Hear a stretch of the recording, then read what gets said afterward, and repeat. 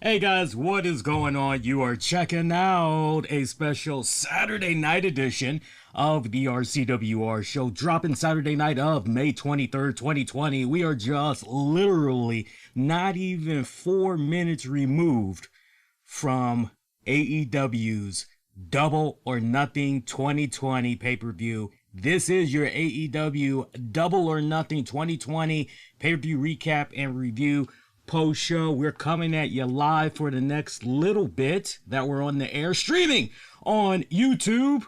We are also streaming on Mixer, Facebook, Twitch. Use the keywords, the RCWR show. I definitely want to hear from you guys and get you all's thoughts on what you thought about tonight's pay-per-view event, because I know there was a decent amount of you all that saw it tonight. So I definitely want to hear from you all. I do have a poll that's up right now. Take your pick. We've got one poll on our YouTube channel. Head on over to youtube.com/the RCWR show. Check out the communities tab section. You can see the poll that way. For those of you that aren't really active like that on the other social media platforms, maybe you don't have the Twitter, you can vote on YouTube. Right now, still very early because this poll hasn't even been out there for not even 10 minutes, but so far, 100% of folks are giving the pay-per-view a thumbs up. Meanwhile, we did poll you all on Twitter as well. I wish we could get our Facebook poll back in there. It's not my doing, it's Facebook. Facebook, they have removed that feature. They moved it around in a couple of different areas, and then ultimately they just decided, nah, you know what, we're just going to be done with it altogether. So they removed that feature. I really hope that they bring it back at some point, but closest other thing you can get to is our poll on Twitter. That option as well for you guys that have Twitter. We polled our own respected listeners, and so far I am seeing, out of 100%, I'm seeing 83%. This is amongst our own listeners, gave the pay-per-view a thumbs up. Meanwhile, 17% gave it a thumbs down. Now, we also have polled AEW fans directly on the AEW official account on Twitter. We got 96% that's giving it a thumbs up. 4% are giving it a thumbs down. Overall, this was a fantastic pay-per-view tonight. It wasn't only fantastic, it was entertaining, and I had the biggest smile on my face from ear to ear for most of the night. And I tell you what, with the roughest week that we as pro wrestling fans, the entire pro wrestling industry has had this week, I gotta tell you, a lot of sadness that we had got this week.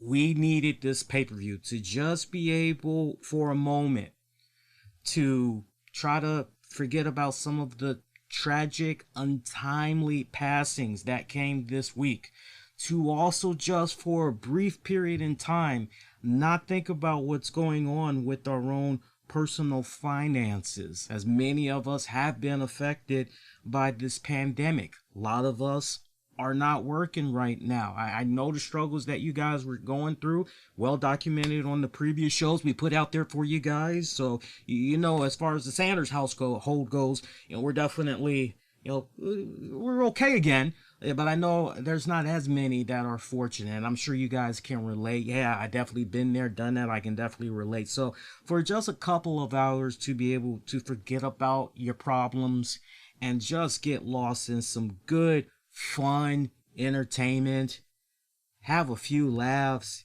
have a couple of drinks, like Hangman Adam Page did tonight, and just chill, man, is definitely what we had needed. So look, before I go any further into tonight's show, I know I definitely have kept you guys up to date on everything that's been going on with the Shad Gaspard situation. And in case some of you guys maybe have been laying low on social media, really not sure what has been going on, you know, definitely I want to say, because this is actually my first time actually addressing this most recent passing, and I'm learning more and more information as the hours progress, as far as more about this individual, because the last thing I'm gonna do, because that would be a disservice to you guys. It would definitely make me come off dishonest, and I'm not interested in any of that. If there's somebody or something that I have no knowledge about, I have no problem whatsoever saying, hey, not an expert at that, you definitely wasn't a fan of their work, blah blah blah. I will always be as transparent and as honest and accurate for you guys as humanly possible, because you guys are taking time out of your day, longtime listeners. You guys are taking time out of your day to, check out the content, and I appreciate that. So we always want to do our best, as the model says, since 2011, keeping it honest, keeping it insightful, keeping it interactive.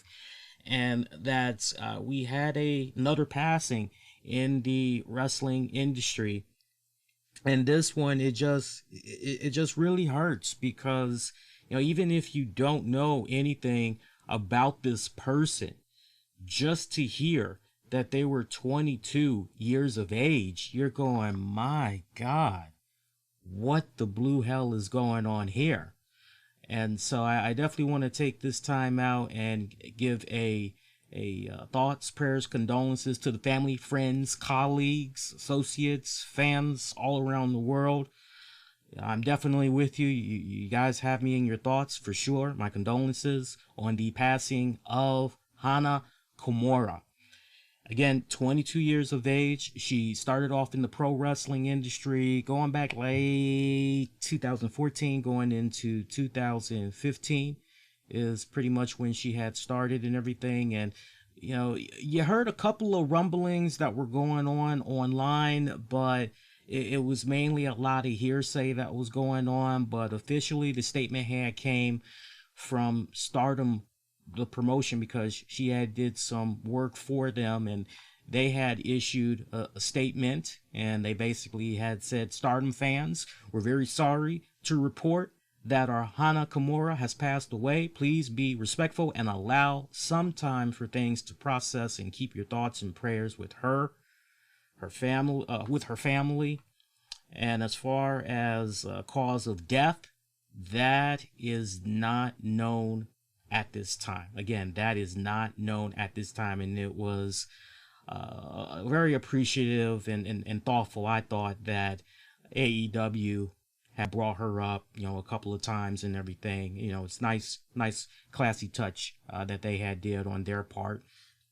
And, a little bit that I was able to learn about her, just from my own research, and shout out to my good pal Mish from Wrestling Soup, was talking to him briefly about, I'm sure he doesn't mind me sharing just a little tidbit of our conversation as we were kind of going back and forth about this and everything.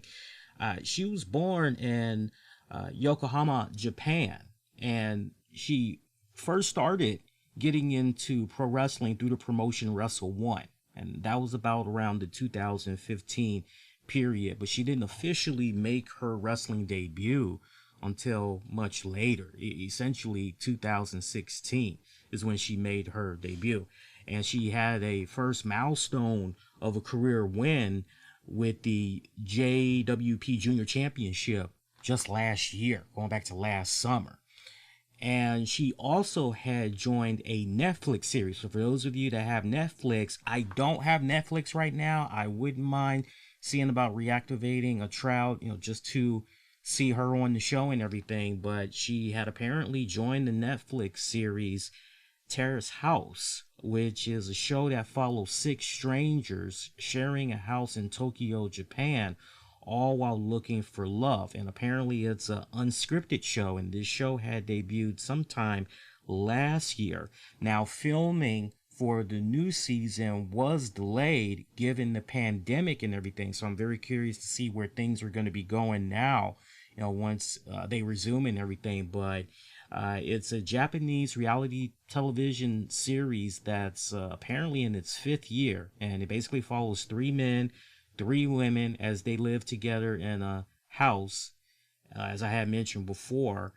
And they had recently resumed airing episodes after production was shut down by the pandemic. So the last post that Kimura had actually put out was on her Instagram account, and she was being very affectionate towards her cat, and there was some little animation things that she had going on or around her face, and she looked as if she had a really big smile on her face and everything. And there was a Japanese caption, and basically that caption had read "Goodbye."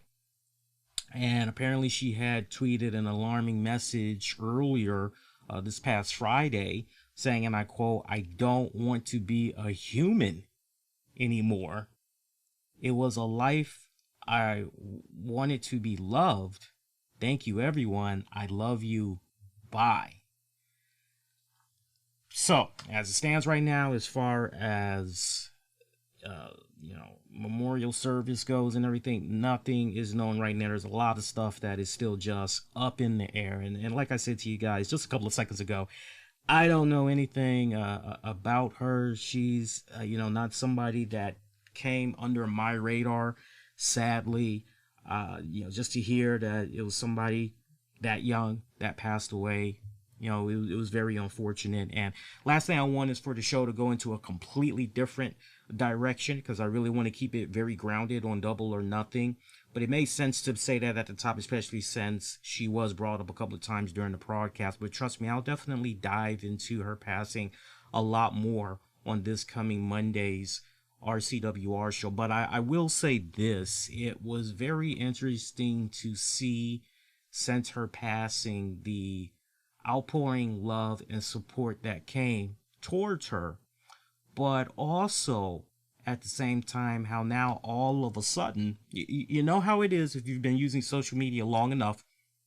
Sadly, you have individuals that will take a situation like this and use it as an opportunity to try to be, what's the right word? Try to be authoritative. And all of a sudden they are an expert on this particular matter. And it just really kind of took me away when it's all said and done. It's just, okay, be consistent. You're gonna jump on this, but meanwhile we got 7-year-olds that are losing their lives due to gun violence and all of that. I don't see you commenting on that. Basically, my point is, you could tell who basically was trying to do what they could to get the likes, the retweets, and follows and all that. Who was trying to take advantage out of a situation in which this individual was sincerely loved and appreciated and respected amongst her peers and everything. And just, from talking with Mitch, and I would like to definitely agree with his take on it. I think he has a very interesting take, because for me, I didn't exactly think it was as clear cut as cyberbullying is the reports that's being put out there. And again, from my conversation with Mish, I'm with him. Like, it doesn't feel exactly that it was just clear cut, just straight up cyberbullying. And Mish brought up a good point. Say, not for nothing, but given her race, you got to remember, she is a Haku. She's mixed there, and normally, Japanese, Vietnamese, Korean, etc. They're pretty hardcore about interracial dating, believing to sticking amongst your own kind. They are pretty hardcore when it comes to shunning away people that, oh no, you're not 100%, XYZ, not to be too long-winded with this, but I can, just to kind of give a little bit of validity to that, I can remember when I was in junior high. I think I was in my final year in junior high, and there was a girl by the name of Trook, and me and her, prior to that final year in junior high, me and her had been friends for a couple of years. She was, I believe she was Vietnamese. She was either Vietnamese or Japanese, one of those two for sure. And I remember, we were at that point leading up to my final year in junior high, both of our final years in junior high. I want to say we had known each other up to that point for a grand total of 4 years. And I remember I had the biggest crush on her, and she knew that. And so rather than put me on the spot and say, so when would you like to ask me on a date, whatever, instead she was a little bit more of the aggressor, hey Lee, don't you want to walk me home? You know, or hey Lee, don't you want to go to the zoo with me? And it was kind of, so I was just starting to really loosen up around her and everything. And I remember that the way we would hang out, we had to be very careful as far as what parts in the neighborhood that we hung out in, because if we went on a certain street, we went on a certain block, it was, you know, hey, let's really make sure we're not holding hands, you know, we're not acting lovey-dovey, because my mom and dad, they know people that are around here. I don't want word to get back to them, blah, blah, blah, blah, blah. Crazy shit. Crazy shit. There was a handful of times that I used to be able to go to her house, preferably when her parents were not there. And I remember one day I asked her, I said, hey, I said, you know, why all the secrecy? Why, you know, how come I can't meet your parents? Like, it's not like I'm not making good grades or anything. And, you know, she's like, I know. And she told me. For a while she didn't tell me, but finally she told me. And she said, you know, they're very set in their own ways. You know, they don't understand like I do. You know, people our age, you know, they really believe in, you know, races staying with each other. I'm like, so they're racist? She's like, I wouldn't say they're racist, you know, because, you know, if they need to work with people of different ethnicities, blah this, blah that, you know, they'll do that. But as far as, you know, the mingling, the relationships and all that, interracial dating and all that, you know, however she phrased it at the time, she definitely was at that point, you know, a lot smarter than I am. I mean, I was kind of one of those lazy ass, but when I put my mind to it and I had the right people around me, you know, I could easily get motivated. And I was pushing really good solid grades that year. I was averaging nothing but BB pluses and shit. And I was heartbroken when she had told me that.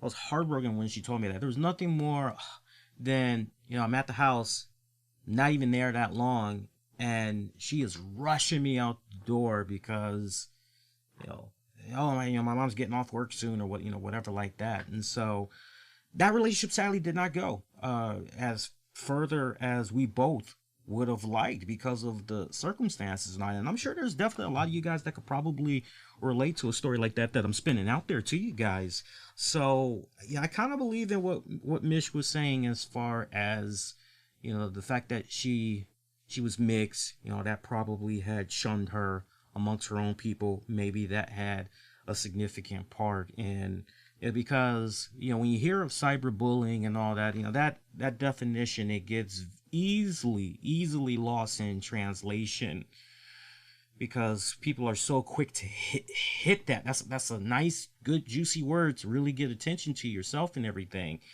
I know first thing that a lot of people are going to be thinking about is, you know, how does she look? And then when you see how she looks, you go, wow, she's beautifully stunning. You know, 22, you know, gorgeous. Can only imagine where she's going to be, you know, as she continue living. You can't help but go, well, if she's age 22, God, you know, just imagine how even more beautifully stunning she's going to be by the time she's 28, 29, 30. You know, what the hell? So, yeah, but I'll definitely speak a lot more about all of that on Monday's show. But once again, thoughts and prayers, condolences to the family, the friends, colleagues, just everybody. You know, one more time, rest in peace, Hana Komura. And really nice to see everybody that, you know, were truly fans of hers and everything. Really nice to see, in the wrestling community as well as a whole. Really nice to see all of them come together and show their respects to her. So, AEW Dynamite, we had a little bit of a miscommunication going on with tonight's show, because as it was advertised on Fight TV, everywhere on social media, Double or Nothing was supposed to start at 7 p.m. Now, let me clarify. The pre-show was supposed to begin at 7 p.m. Eastern. So basically 4 p.m. on the West Coast. But when you get to, I'm East Coast, so when 7 o'clock rolls around, and I did actually order the pay-per-view. I know, right? I know. I actually ordered the pay-per-view when I had did the show a couple of days ago. I told you guys I was probably most likely going to check it out, but that $50 was pretty steep. I wasn't really too keen on putting that kind of money out there. You know, even though I could just charge my satellite account, Verizon Files, even though I could charge it and just worry about it next month. $50 is pretty steep. And I have found, I had found a really good stream to actually watch it for free. No buffering issues, top-notch quality and everything. But I said, nah, you know what? As much as I've been a supporter of AEW, I've definitely been most critical. When I've needed to offer constructive criticism on the promotion, I've definitely given it. I've seen them make great strides to improve. So I definitely give them props. But I said, man, they do these pay-per-views, but every 3-4 months, go ahead, represent. You can easily recoup that money back. So I went on ahead, I bit the bullet. Besides, nothing beats being able to watch it on the big screen TV. And I got my new TV, as I told you guys a couple of months back. I think at this point I've probably had the new TV now I know I got it this year. I think I've had the new TV now for maybe 3 months, maybe going on 4 months. I've had it around that time period, and I've got a 72-inch flat screen TV. So to be able to kick back, nice, cool, superior HD, watching a cool ass pay-per-view like this, good to go. But the pay-per-view did not officially come on at 7 p.m. Instead, we had a 30-minute delay when it was advertised that the pre-show was going to begin at 7. No, instead it actually began at 7:30. But other than that, I did not notice any audio glitches, technical difficulties. There was nothing of that nature going on. This was a very smooth pay-per-view from start to finish that had aired, and definitely want to give my hats off to the people from AEW for running the show tonight. So let's kick things off. We had got our one and only pre-show matchup. We saw best friends Chuck Taylor and Trent Beretta. They defeated Private Parties, Isaiah Cassidy and Mark Quinn to become the new #1 contenders for a future shot at the AEW World Tag Team titles. By the way, for those of you that are most curious how I did with my pay-per-view predictions, I will have you guys know that as far as my pay-per-view predictions went, out of including the pre-show, which is basically 9 matches total, just looking at the card right now, 2, 3, 4, 5, 6. I went 6 for 9 for tonight's pay-per-view. Again, I went 6 for 9. Not too bad. So the fact that there was a couple of surprises here on the card, that's good. That's very, very good. My thoughts on Best Friends defeating Private Party. The right team went over, as I had offered on the show a couple of days ago. And by the way, for those of you that, hey, shout out to Distorted Crow. Distorted Crow is now following us. That's great. Appreciate that.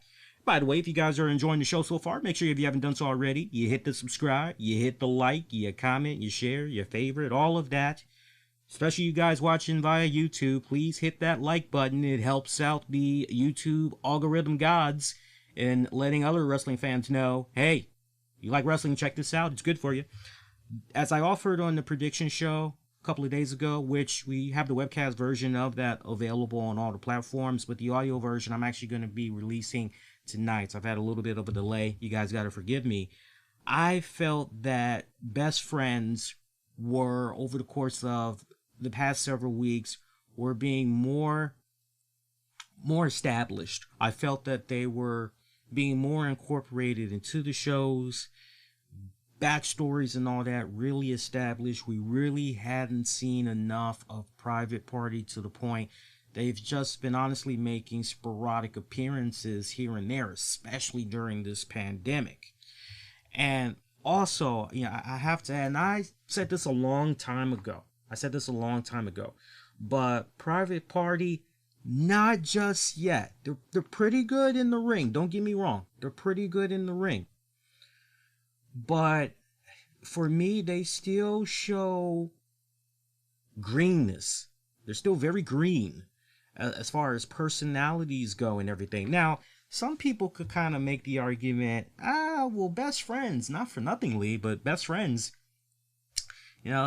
personalities aren't really. I could agree with you to a certain degree. I could, but if I could use an analogy for a brief moment, and this is not long-winded, but stay with me here, especially you younger listeners. If I could give an analogy to you guys, best friends is, okay, let's use a restaurant chain that you guys are really, really familiar with, okay? Let's go with McDonald's. Best friends is kind of like that McDonald's Filet-O-Fish sandwich.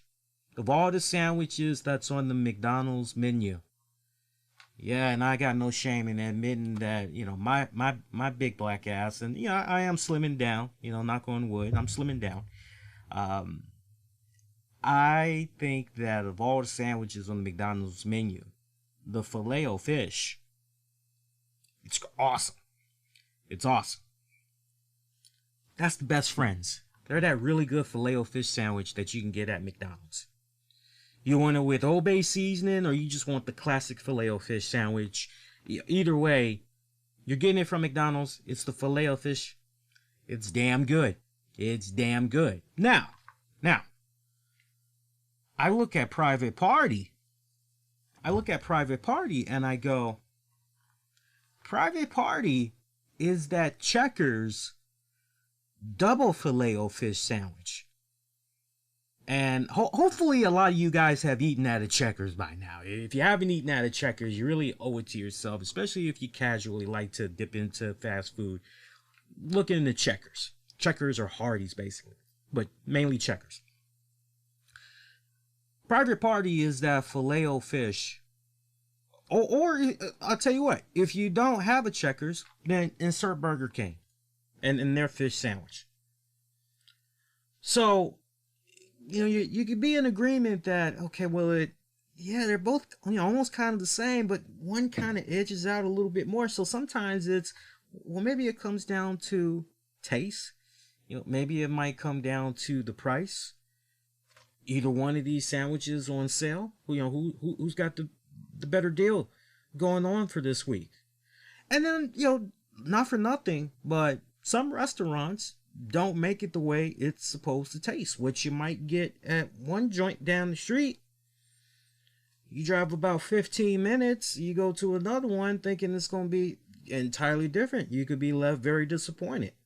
So when I look at Best Friends and Private Party, I know that's probably a bad analogy to use, but that's the analogy I kind of got to go with. So in my position, from my perspective, I'm going with, okay, well, who's really shown more consistency in growth, not just in the ring, personalities, clicking with the crowd, everything. And before the pandemic had broke out, Best Friends was definitely getting over. And I tell you what, the fact that they added Orange Cassidy afterwards, it definitely helped them out even more and everything. Now, I'm still a big fan of Private Party. My challenge to AEW, if anything, we need to see more Private Party on TV. You really want to be this promotion that's talking all about diversity and all of this, okay, well, I'm not trying to sound racist or anything like that, so I don't want people to take it the wrong way. They have a very diverse roster as it is. I'll give them that. Trans, whatever, the whole 9 yards, pick a card, any card. But my whole beef, if I were to have a beef, is, okay, well, as far as consistency goes and seeing this royal flush of uniqueness, not really a word, but let's go with it. You understand what I'm saying? So I definitely would love to see more Private Party on the shows. And hopefully once this pandemic is over and done with and we go back to normal, because I know TNT is supposed to be launching a second AEW show. Hopefully Private Party will definitely get that nod and we'll see them more on that show. But in the meantime, definitely need to see more of them incorporated on Dynamite. Repetition is key. I personally feel repetition is key. But great tag match. Just, and you know, the beautiful thing I love about this particular post show that we're doing, I really did not have to take that much notes. This was something I could just really kick back, enjoy, watch. Hopefully many of you were able to pretty much do the same there. Actual pay-per-view card itself, the casino ladder match for a future AEW World Championship match. Your participants in this one: Darby Allin, Colt Cabana, Orange Cassidy, Joey Janela, Scorpio Sky, Kip Sabian, Frankie Kazarian, Luchasaurus, and a mystery guy. You're checking out this episode. You've probably already seen the title, so you already know who that mystery man was. Yes, it was the cyborg himself, Terminator, as I dub him sometimes, Brian Cage. Brian the frickin' Wolverine Cage was the mystery man. Hey, can we address the elephant in the room right now? And this isn't taking a particular shot at anybody, so do not take it personal, but there was a lot of, and I don't know how it started. But there was a lot of talk on social media, forums, Reddit, you name it. Sting's coming to AEW.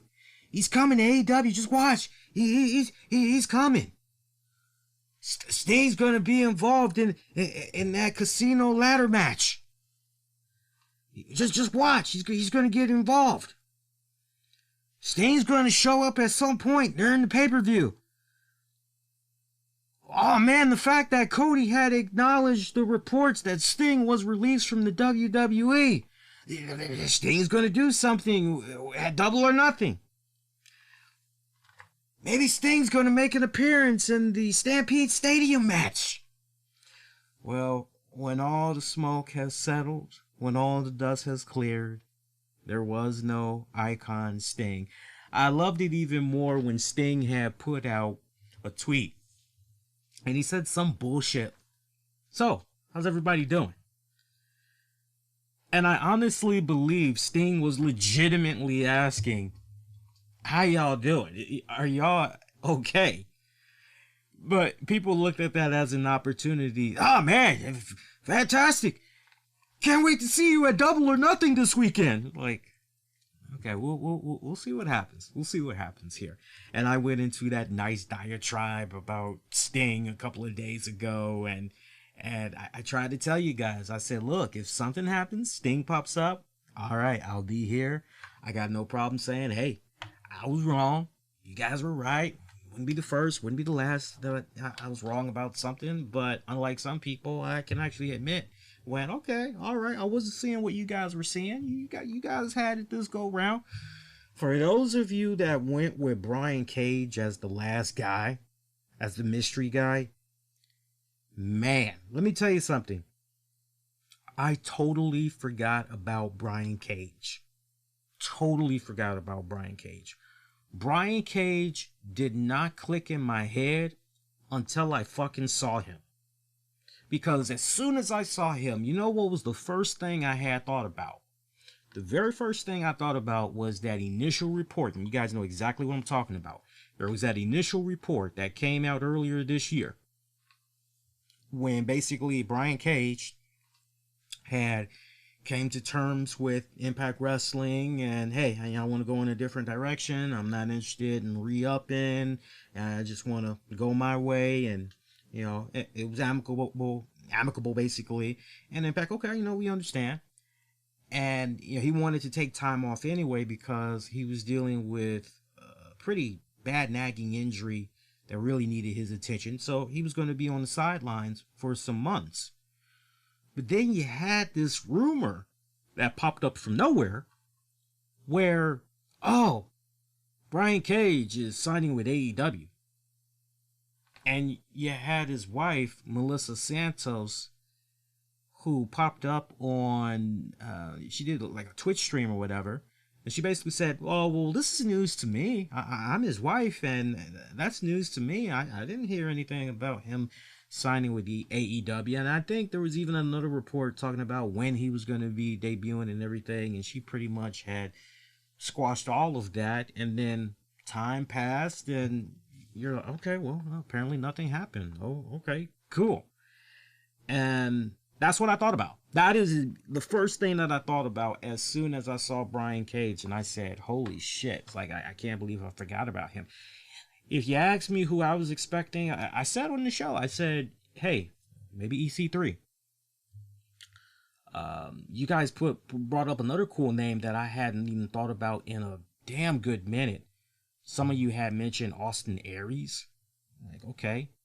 You know, another name that I was thinking about was Pac. But all of that was thrown out the window during this particular match when JR and them had said, hey, from what I understand, folks at home, the last person, this mystery person, this is somebody that we have not seen before in AEW. So once I heard that, I'm automatically going, oh, okay, well, okay, maybe he's EC3. Sure. Brian Cage, though. And I tell you, the way that Brian Cage was booked in this, it was pretty damn smart. I like the fact that Frankie Kazarian and Scorpio Sky, they were the first two guys to pretty much open up the pay-per-view, and the way that they basically had this set up, every 2 minutes another opponent would come out. For me, I get that there was so much mutual respect among Frankie and Scorpio, and you know, they weren't trying to take the cheap shot, you know, to get to the ladder and, you know, try to go for the chip and everything. But for me, I really didn't. It felt too sportsmanlike for me. I hate to say that, and maybe I'm coming off as a little bit of a nitpicker, and you know, I'll say sorry, not sorry. But for me, I wish that the way the match could have fucking really popped off was both of these guys looking at each other, and at the same time, because they've known each other for so long and everything, they both, on their respective ends, decide to race out of the ring, go to the opposite ends, grab a ladder, put it in the ring, set it up, climb to the top, and just start slugging the shit out of each other. I would have been down for that, because for me, what was a little bit of a blow-off, I won't say irritating, because I was not irritated with this match at all. But what was kind of a blow-off for me was, okay, you guys are the first two opponents in this match. Let's see you guys get in there and let's get it on! And they go into this, and they're spending those 2 minutes until another opponent comes out. Okay, into the ropes. Overhead.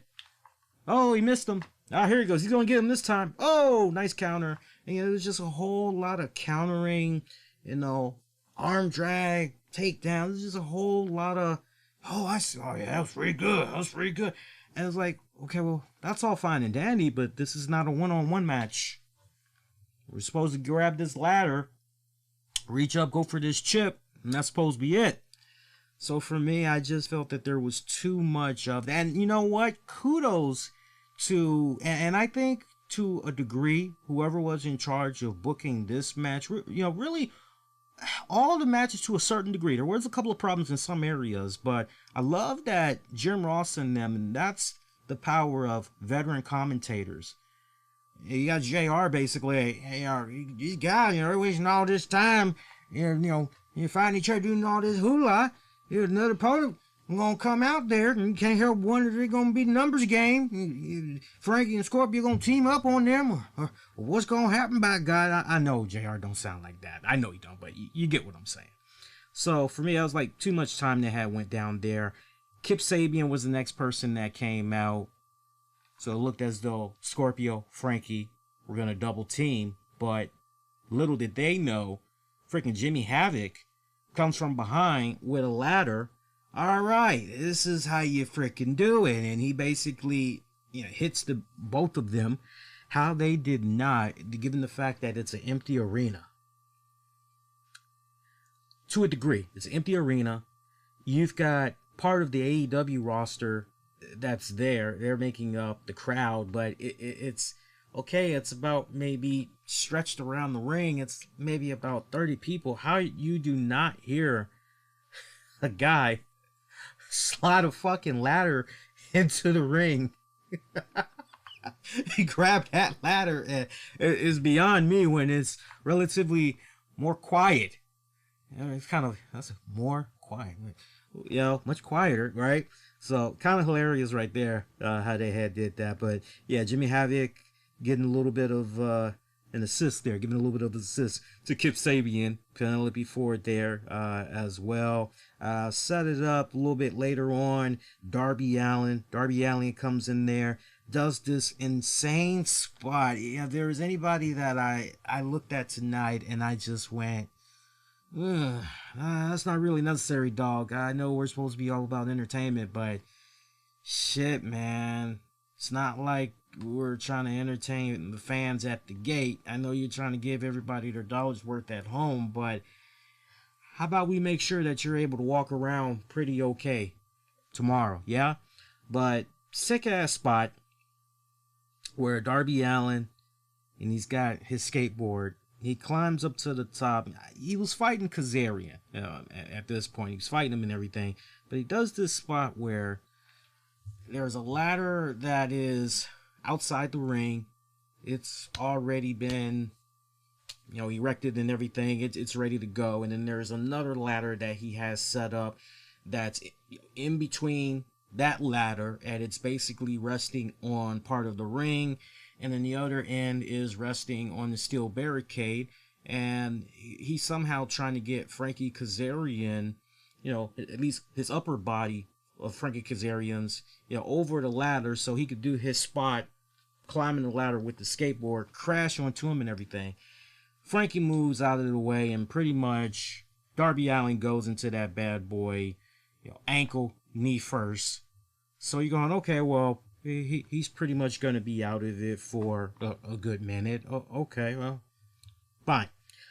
Orange Cassidy comes out. Hilarious. Orange Cassidy asking the commentators, how do you win this match again? Like, dude, Tony Khan and everybody told you for like 200 freaking times already. You got to set up a ladder. You got to climb up it. You got to reach for that poker chip. That's how you win. So, seeing the entertainment, comedic aspect from Orange Cassidy in there, enjoyed that. Laughed my ass off. And some of the things that they have him do, I know a lot of people, and I definitely had said at one point, man, Orange Cassidy, he really doesn't need to be on the shows right now, especially given the fact that, he can't really feed off of the crowd. But not for nothing, the fact that you got part of your AEW roster that's the crowds for the time being, combined with, okay, this will definitely go over well. I think as long as you are just very smart in how you're putting Cassidy on TV and pay-per-view, definitely with how they utilized him tonight, that's how you got to do it. Don't just put him out there just to put him out there. Put him out there because he's going to do something that's going to have people talking in the most positive way that'll get him over possible. So to see him barely use any energy to try to get the ladder set up, that was hilarious. I enjoyed that. Colt Cabana comes out next. Colt Cabana. So Orange Cassidy, really paint the picture for you guys. Orange Cassidy spends the entire 2 minutes while everybody's pretty much fucked each other up pretty damn good. Bodies all outside of the ring. Orange Cassidy is the fresh guy. He comes out there, freshly squeezed. He comes out there. And for the love of him, this guy, this is my opportunity. I can just race on down that son of a bitch. I can go grab the freaking ladder and I got this. It's mine. Hot damn. Oh, he just gingerly, shades on and everything, just gingerly walks on down the ramp, poking around at the fucking ladder, kicking it a little bit. He thinks that maybe if he stands on top of the ladder, there's a ladder in the ring. It hasn't been set up. It's just laying there on the canvas. He thinks by standing on top of it and just barely reaching up with his hand, maybe that will bring him that poker chip, and it doesn't. So he just keeps doing it. And I love the interaction from the crowd, his peers basically saying, you got to set up the ladder, Cassidy. You got to set up the ladder. And finally, Colt Cabana comes out. He's seeing this. You already know what's about to go down. Boom, boom, Colt Cabana, he's going to take advantage. And sure enough, he does. Throws Orange Cassidy out of there. So they're going at it for a little bit.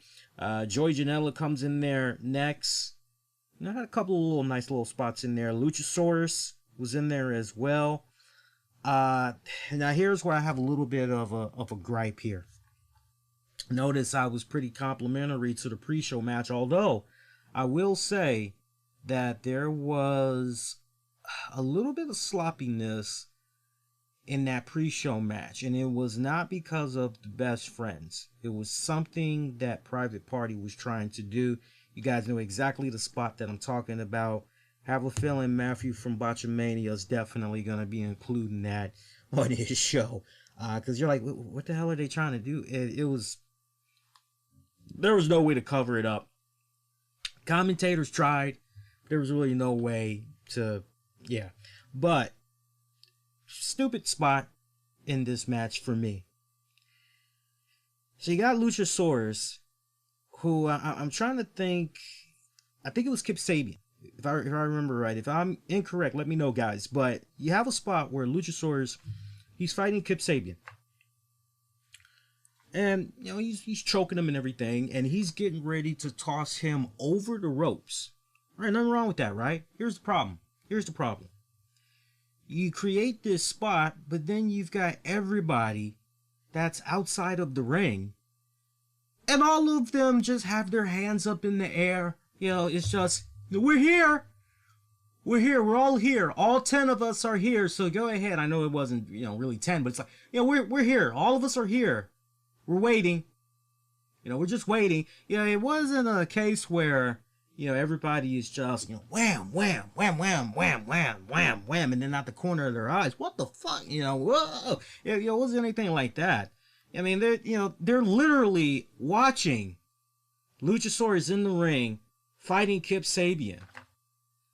And I mean, the hands are just already in the air, reach out and touch faith. Their hands are just right there. Like, we're ready. We're ready. It was like watching hungry fucking alligators that just got their fucking knife and fork and the bib around and they're just, slapping their fucking teeth and everything, chomping at the bit, waiting for the food to come into the ocean already. I didn't like that. That really had rubbed me the wrong way. And I don't care who the promotion is, but for me, over the years, I just see so many situations where I think something like that, it just needs to be retired. I think the days of, I'm going to do this spot, and I need for everybody to just stop what you're doing and just be frozen in time with your hands just out there. I'm going to throw this person, I'm like this. Why should I catch this motherfucker? Nah, if you're going to throw that son of a bitch out the ring, good. Increases my chances of being able to probably win this fucking match. One less person I need to worry about. Fuck, I'm not catching him. Yeah, I got you. Yep. Hey, Penelope Ford. Hey, how you doing? I'm gonna fucking do it like that, man. Seriously, crazy spot there. Also, we got a spot where Darby Allin had faced Luchasaurus for a bit. There was a sweet-ass Code Red off the ropes. Darby Allin continuing to do a really good job selling that ankle, bothering him. Finally, we get the final entrant into this, and we hear Taz's voice, and basically is the intro for this Brian Cage. Who can stop the path of Cage? Christian Cage? What are we talking about? See Brian Cage. I'm like, okay, cool. So Brian Cage is the final guy. Brian Cage was tearing it up for a hot minute. Eventually, all the guys decided they were going to gang up on him. I loved how they took him down. They took him down like I don't know what. They used the ladder. They used it as a ram little battling ram to his head. They used steel ramp, ladders, chip props, poker chip props, that is, from the stage. They used all of that to basically put over him and take him out of commission for a bit so they can get back to the action. So I love how they were selling Brian Cage as this monster of a beast, this immediate threat that if we don't gang up on this guy, yeah, he's gonna destroy us all individually. So let's all put our differences to the side and let's fucking attack this fucking guy. That was a good little spot that they did there. Now you had another spot where I'm just going through my notes here. I'm picking it up. There was another spot that I had a big problem with during this match. You had a spot, let's fast forward a little bit later on in the match here. Brian Cage, he eventually comes out of that rubble and he's just tearing people up left and right. Love the spot that they did with Brian Cage, Luchasaurus. I want to see those two guys in a one-on-one match somewhere down the road. I don't know if maybe we can get that as early as this Wednesday's Dynamite, but I would love to see something with them down the road under the right storyline. Man, that little bit that we saw of them wrestling against each other one-on-one tonight was...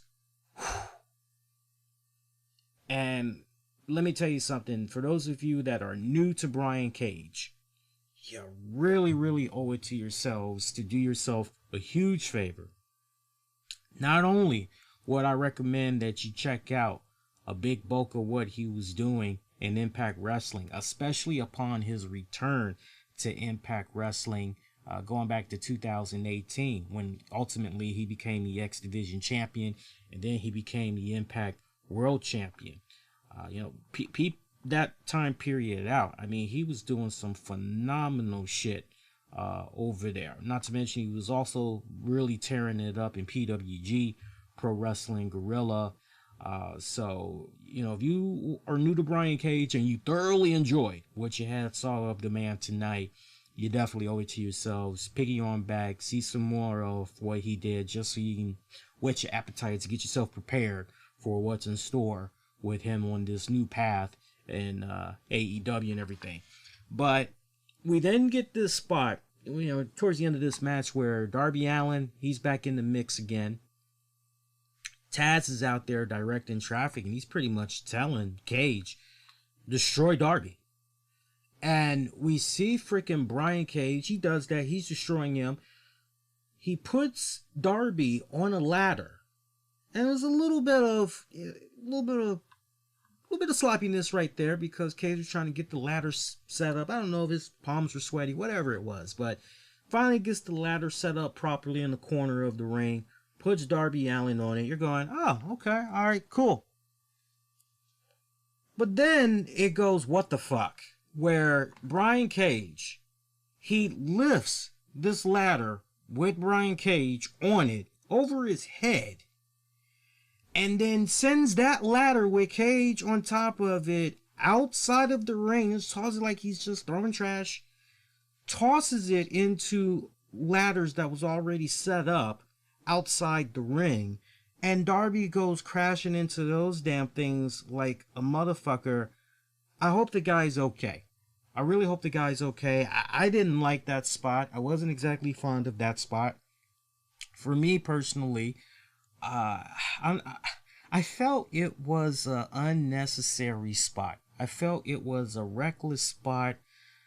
Man, I'm all for entertainment. I'm all for giving people their money's worth, especially when it's a case where you're trying to tell people to come out of their pockets for pay-per-view and everything like that. But I will be the first person to say to anybody, as much as I love you entertaining me and everybody else, I care more about your safety and well-being. I want you to be able to walk away on your own accord when the match is over, and not have a case where you got to be bedridden in the hotel for a couple of days and eventually your ass needs to be wheeled off to a freaking hospital. Because you got to get some MRIs done and all that. For me, I didn't care particularly about that spot. Wasn't really that fond of it whatsoever. But yeah, Brian Cage just destroying the hell out of my man Darby Allin there. And, once that pretty much was it, Brian Cage just pretty much from there, because he's pretty much essentially taking everybody else out. He's gotten his revenge on everybody. Climbs up the ladder, grabs that poker chip, and he is your winner of that casino ladder match. So he gets a future shot at the AEW World Champion. This was a great way to introduce somebody new to the AEW roster. This was, honestly, you want to talk about a pretty damn good, strong, and impressive debut. This was pretty damn good. And not for nothing, but I love doing research. I love going down memory lane just to, not for nothing, but if you have forgot about Brian Cage, there's nothing wrong with that whatsoever, because the last time, prior to tonight, last time Brian Cage had wrestled, it was actually January of this year. And he basically did a couple of Impact Wrestling events that were house shows, basically. So he did a couple in January, and then the injury had happened, and pretty much after that, that's when he parted ways with Impact Wrestling, decided to get the surgery and everything, and the rest is pretty much history. So if you forgot about him, don't really beat yourself up. Trust me, because January and where we're at now, kind of easy to forget about Brian Cage. But happy that he's on the roster. That is a great addition, and I'm telling you, I'm happy that I was able to see a good ton of his stuff in Impact. Man, you want to talk about a guy that is so agile, a guy that is so versatile. What do you need? Do you need him to be a little bit of a high flyer? Do you need him to be a little bit of a technical wrestler? Do you need him to go in there and just be a fucking powerhouse and just Brock Lesnar somebody? The guy has it all. In all my years of watching wrestling, I cannot recall somebody as that diverse, smooth on top of that. It's one thing to be diverse, but the execution, always smooth. Impressed. Very impressed. Very impressed. All right, let's continue on. We got some more matches to talk about from the card tonight. Hope you guys have been enjoying the pay-per-view recap so far. All right, next matchup, MJF defeating Jungle Boy. Damn good singles match. Some people may look at this match and they may actually say, you know what? This match actually went a little bit too long, because this match actually went almost 20 minutes. Believe it or not, it almost went 20 minutes. But you know what? I actually was okay with the length of it. I was. And I'll tell you the reason why. Because remember, MJF, one of the last times we saw him, he had a feud there with Cody, and just the way that he was being built up and everything.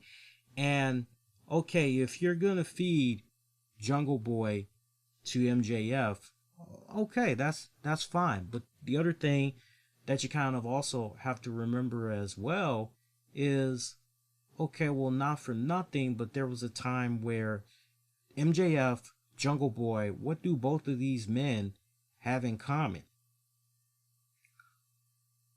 Both of these men, what they have in common is that in some level, they have faced a top tier talent on the AEW roster. So, in MJF's case, Cody.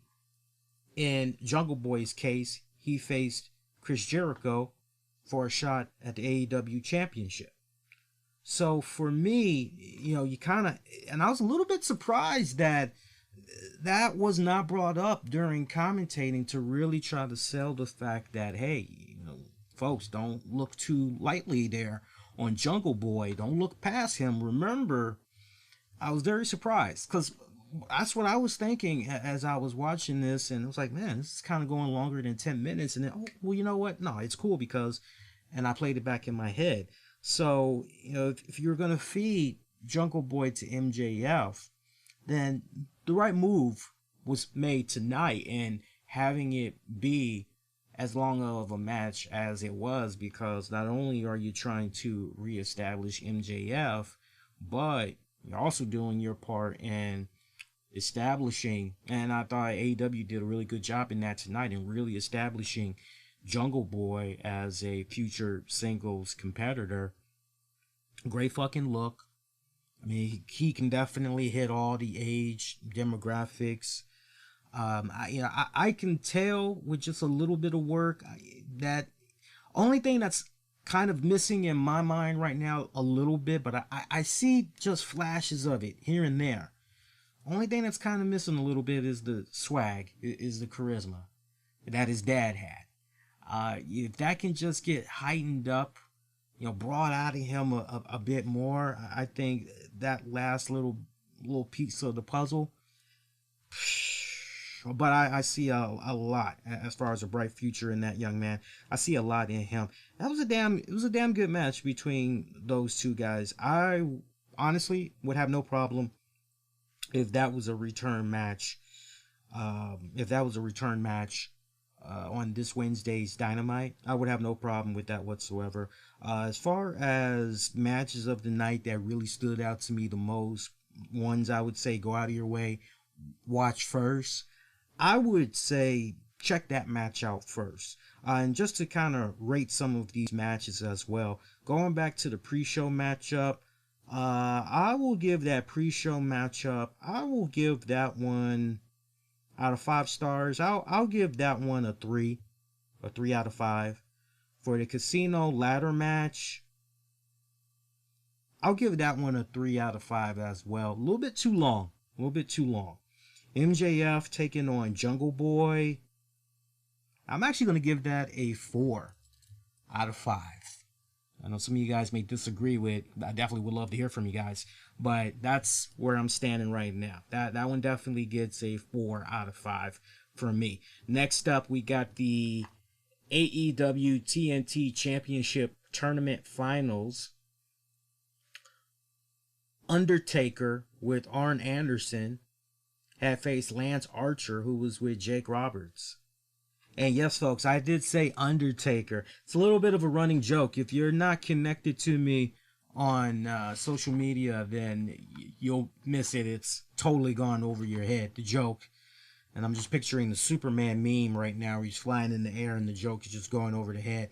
So somebody was having a little bit of fun on Wikipedia tonight for the Double or Nothing card, because they were prematurely going in and they were saying, oh, this person defeated that person. It's like, okay, that's news because this match isn't even over yet. What the fuck? Like, 10 more minutes is left. Like, what the hell? And on top of whoever was doing the editing, somebody was doing it right and they were keying in the proper information. But there was also somebody that was going in, and I look, it made me laugh. They were going in and they were putting in little funny jabs and everything. So, an instance for the AEW TNT Championship Tournament Finals match, they said that Undertaker had faced Lance Archer, and you're going, wow, okay, that's pretty fucking cool. That one, when the hell that went down. Another one that was really cool. I'm actually looking at it right now here. Right now here. Bear with me a second. Here it is.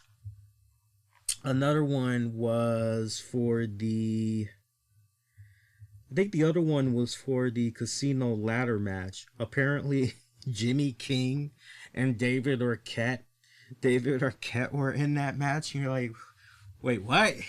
That's news to me. So somebody was having fun with that Wikipedia page all night. It was hilarious.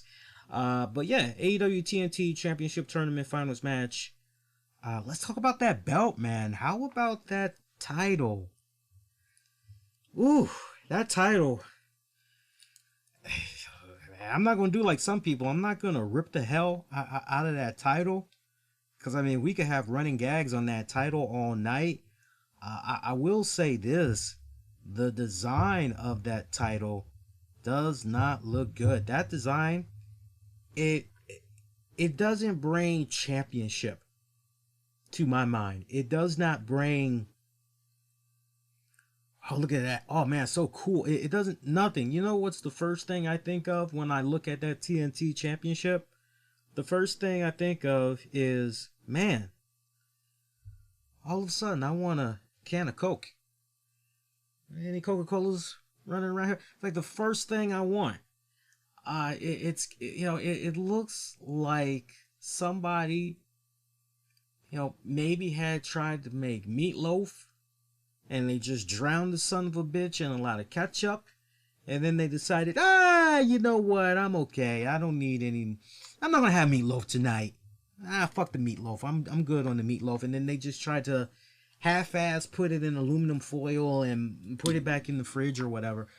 That was just, the title design is just, I don't have a problem with the red leather. I don't have a problem with that. I don't have a problem with the silver that they used. Where I have a little bit of a problem is with the center, dead center itself. It just looks like somebody took a black fucking Sharpie, TNT, like, here you go. It's like, gee, thanks. So yeah, that just, man, we couldn't make the TNT. We couldn't put fucking pretty ass diamonds in those bad boys. That would have been cool. We couldn't put some nice, pretty ass little diamonds or make it titanium in there, like a black titanium. We couldn't. I don't know, it was kind of rough to look at. It was really, really, really rough to look at. But the match itself, pretty damn entertaining. Pretty damn entertaining. I told you guys that on paper, these two, they should be able to deliver a classic. And they did. They did fucking deliver a classic. And enjoyed these guys. I was quite surprised at just the strength that Cody has. I know Cody likes to share videos of himself bench pressing and everything. But when he did that standing, stalling brain buster, and the hang time on that, I know to a certain degree Lance was kind of helping him a bit, but still, you're that person that's holding up that opponent, and there's this mutual respect there of trust for you to be in that position.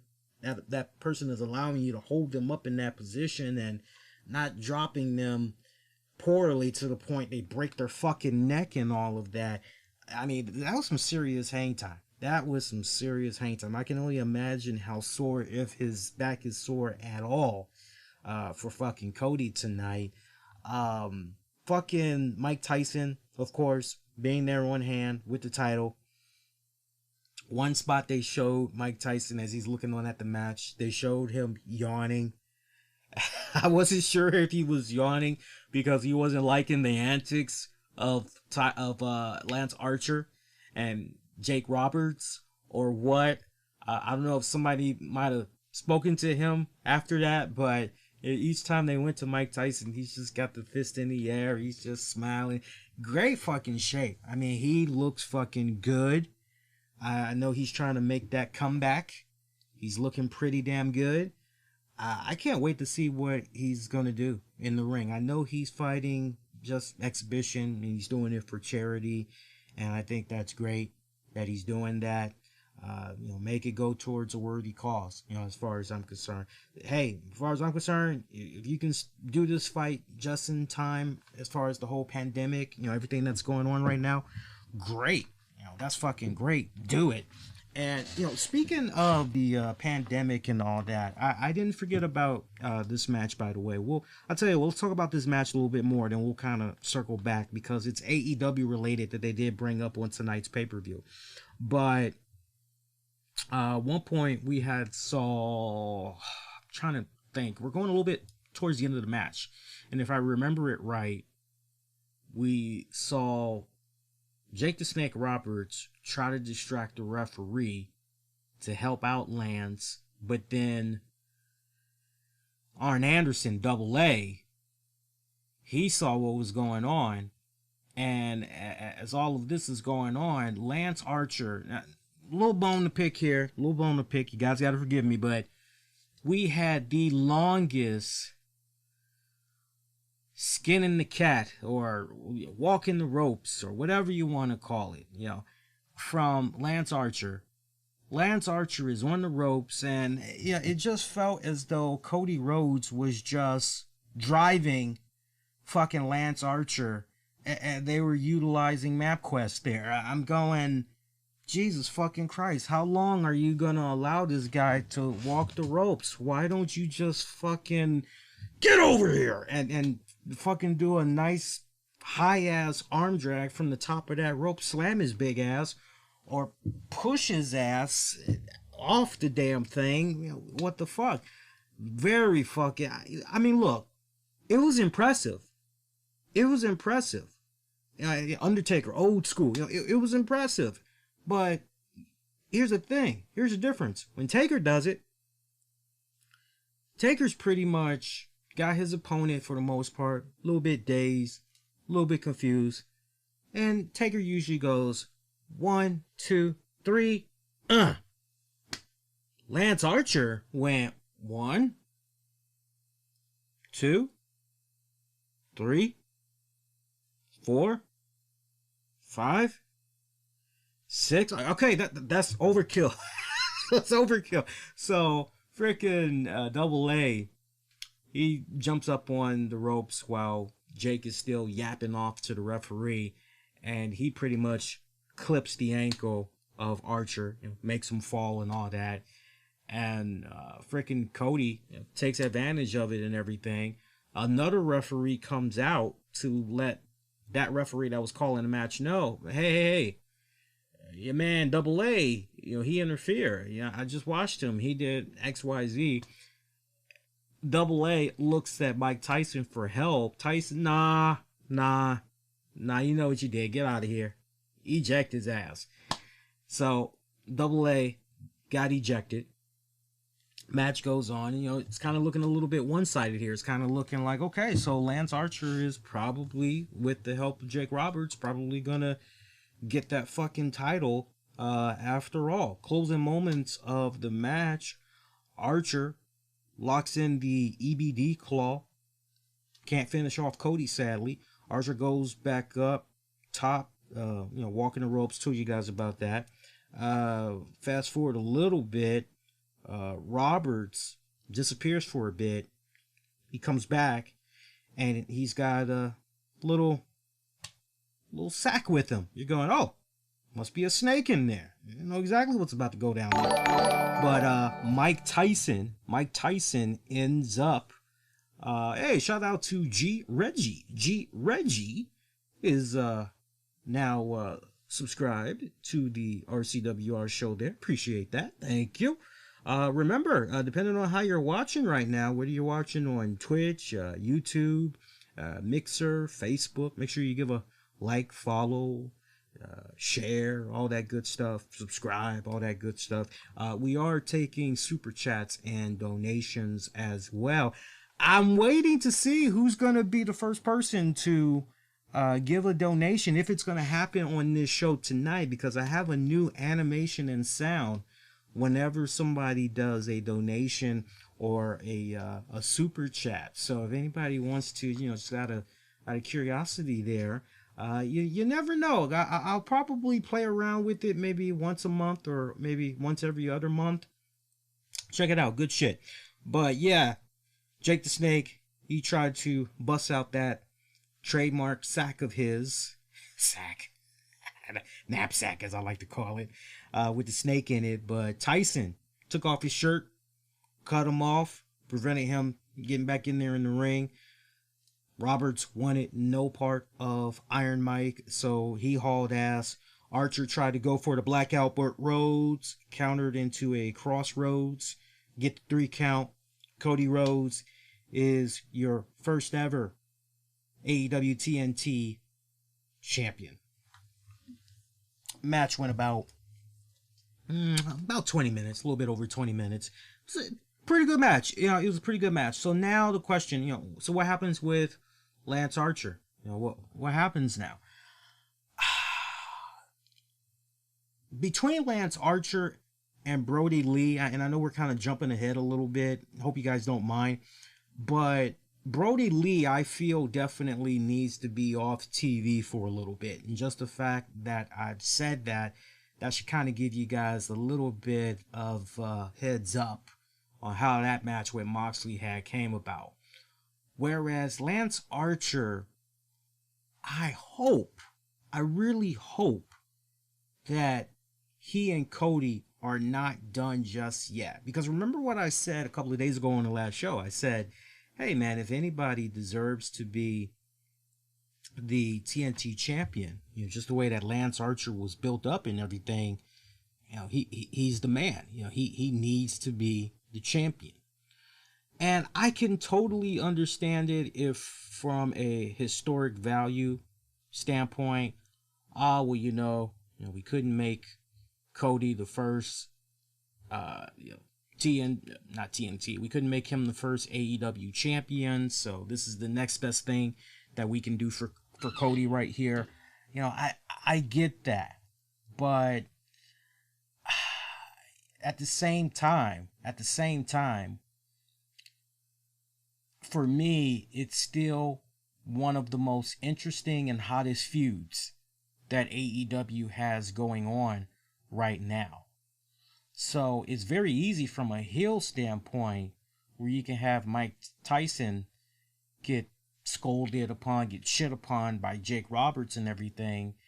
And it's easy to have fucking Lance Archer, you know, that was a fluke, you know, luck was just on your side, you know, blah, this, you know, you had a little bit of help from, you know, your boy, you know, Arn Anderson, you know, so there's enough ingredients there is the point that I'm making. There's enough ingredients there where you can continue on with the feud. And I honestly think that they should continue on with it. Cause I don't know about you guys, but for me personally, I have found that to be one of the most entertaining feuds, rivalries on AEW programming. So I hope that these two guys are not done, not by a long shot. Penelope Ford. Oh, by the way, match rating for that one, I'm going to give that one a 3 out of 5 as well. Penelope Ford taking on Chris Statlander. You know, it was okay.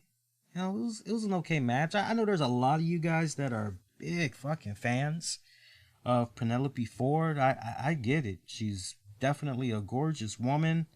I see that. She's beautifully stunning. You know, no doubt about that. You know, but okay. Besides the looks, what's going on with her in the ring and everything? And you know, in the face, she kind of reminds me of just a little tiny bit of Maurice. I don't know if you guys kind of pick up on that as well, but she kind of has a little bit of Maurice going on there.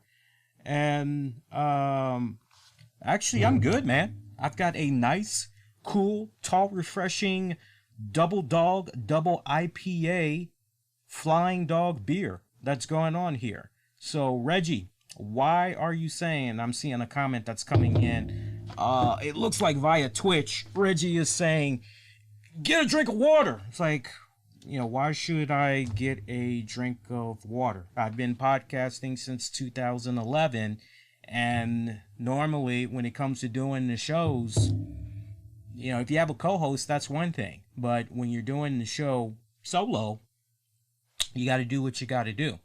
So, you know, for me, you know, why? You know, am I missing some type of a memo or something? Like, am I talking too fast? Do I need to talk a little slow? Do I, you know, what is it? Because I'm bringing you the energy tonight.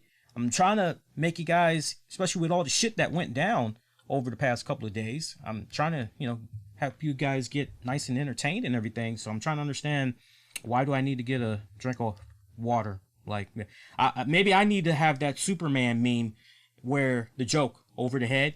Maybe I need to have that or something. I don't know. But all joking aside, Penelope Ford taking on Kip Sabian and Chris Statlander. Again, she reminds me a little bit of Maurice in the face there. She's beautifully stunning. As far as the in-ring work goes, not really seeing anything that is... Let me put it to you this way. What I've been seeing of her these past few times that she has seen in-ring action, pretty basic stuff. Pretty basic stuff. For me personally, I want to see Penelope Ford in the role of valet manager. Just have her be that. Right down to the point, not for nothing, there was a little spot that was planned in that casino ladder match where, I'm trying to remember, matter of fact, let me go back to my notes real quick here, because she actually had a spot where she had climbed up on the ladder, and I want to say it was against Orange Cassidy, now that I'm thinking about it. Yes, it was Orange Cassidy. Orange Cassidy, it seemed as though he was finally going to climb up to the top, and he was finally going to go for that brass ring. He was going to grab that casino chip and take it down. But then Penelope Ford climbs up opposite, same ladder, reaches up to the top. Orange Cassidy's looking at her. Fuck are you getting ready to do? She's trying to smack the shit out of him. He grabs one hand. She tries to take the other hand, smack him. He grabs that hand as well. And she's looking at him. Oh shit. And Cassidy's got this smile on his face, and he just pushes her ass. And she goes crashing. Luckily on top of, I believe, who was the person she crashed on? I want to say the person she crashed on was Kip Sabian, because Kip Sabian was in the corner. He was kind of stretched out diagonally on the ladder, and so she went crashing on top of him. So she never saw the ladder at all, is my point, for those of you that did not watch the pay-per-view. Now, one thing I will say, and maybe Reggie is kind of noticing this, and those of you guys may be noticing this as well.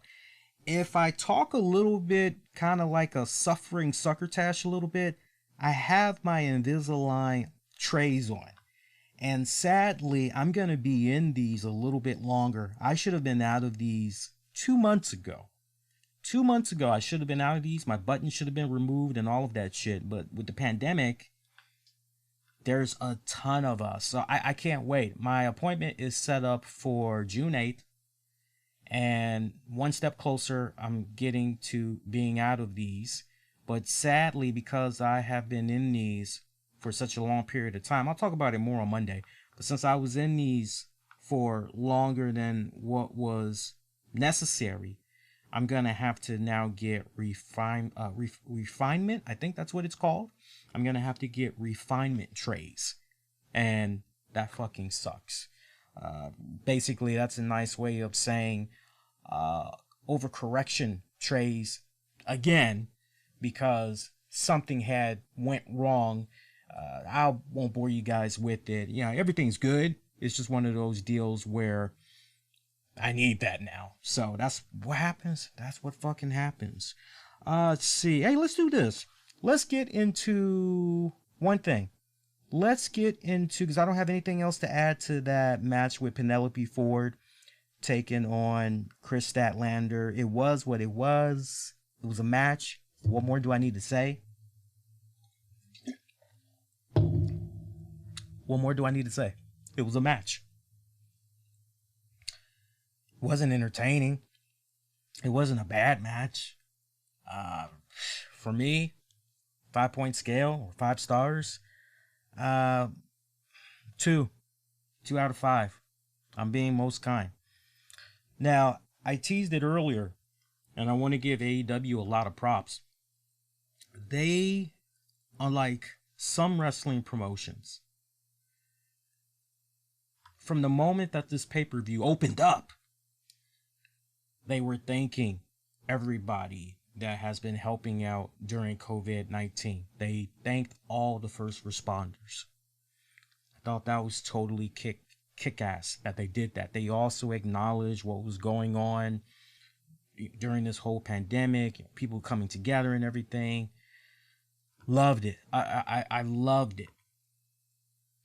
And basically dedicating tonight's show to everybody and saying thanks. It's like, okay, cool.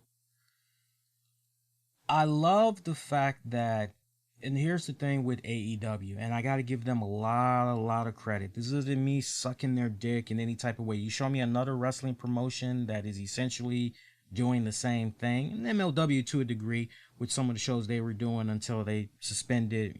I saw to a degree, they were trying to do what they could, and they were acknowledging everything that was going on during the pandemic and all that. So I definitely need to give them props as well. But and Impact Wrestling, even acknowledging what's been going on and everything. So not for nothing, there are other promotions. It's not just WWE, AEW. There's other promotions that are. I just wish that WWE would take a page out of those other promotions that I just mentioned, especially with AEW, and don't try to sugarcoat shit. Don't try to turn a blind eye. Don't try to act like, we're just doing this in an empty arena just cause.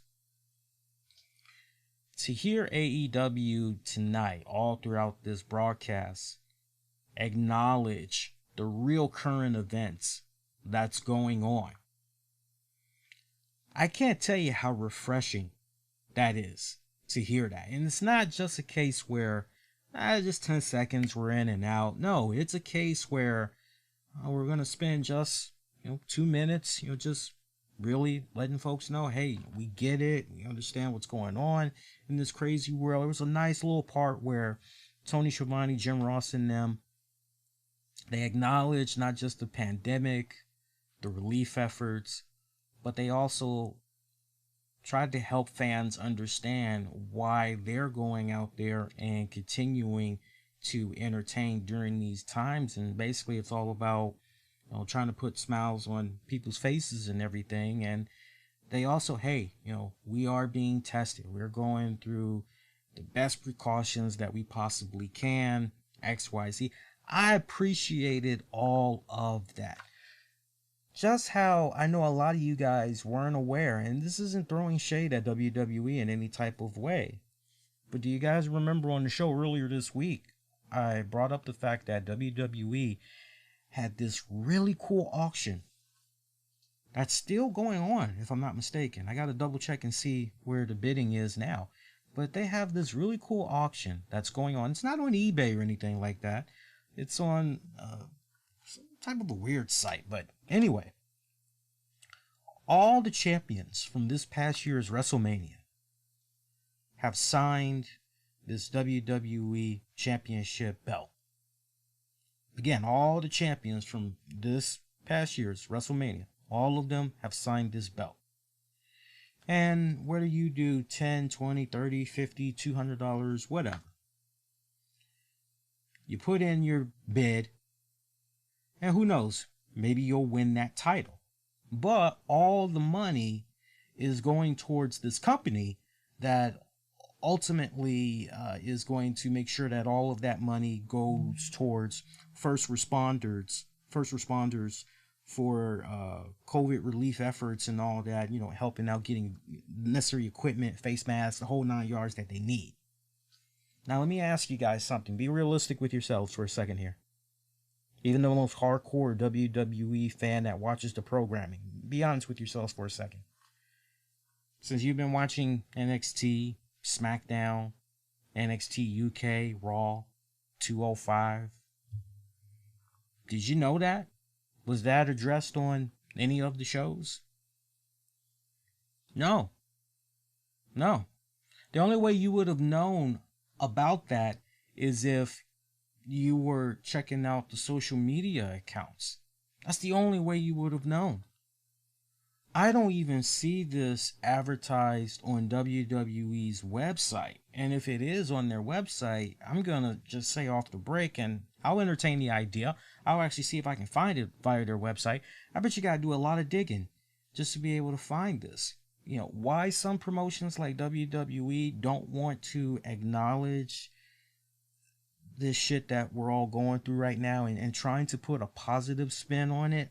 Your guess is as good as mine. Your guess is as good as mine.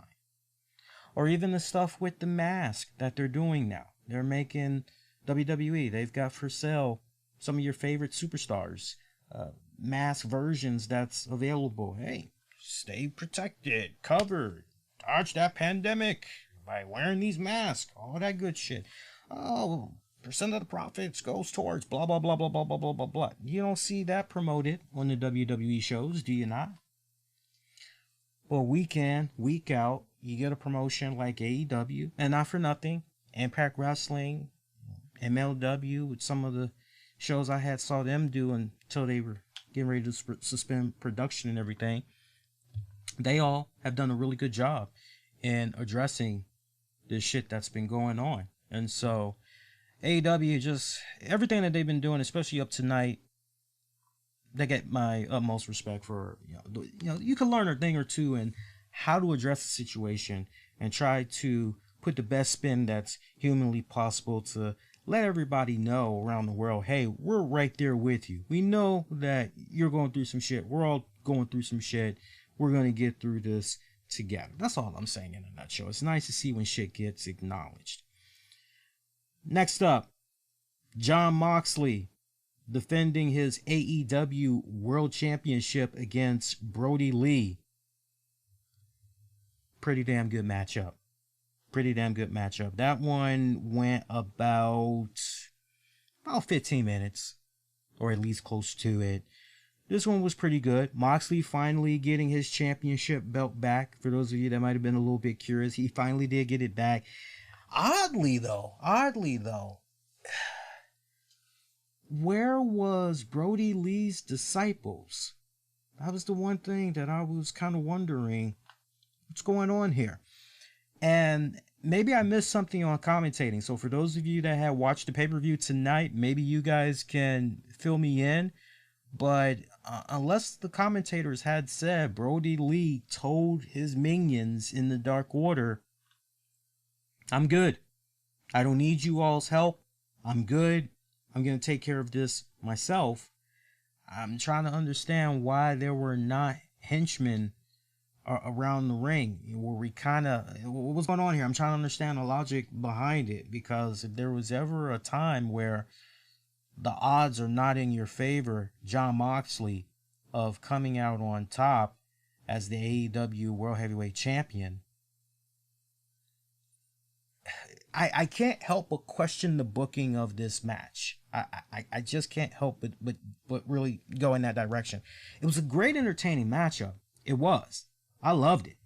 I mean, these two guys, they were beating the holy hell out of each other.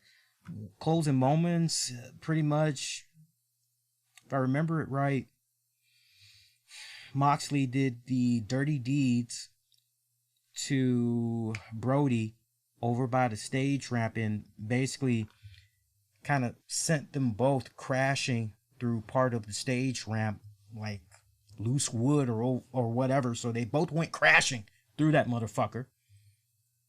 Moxley comes out on top. You're going, okay, he's good.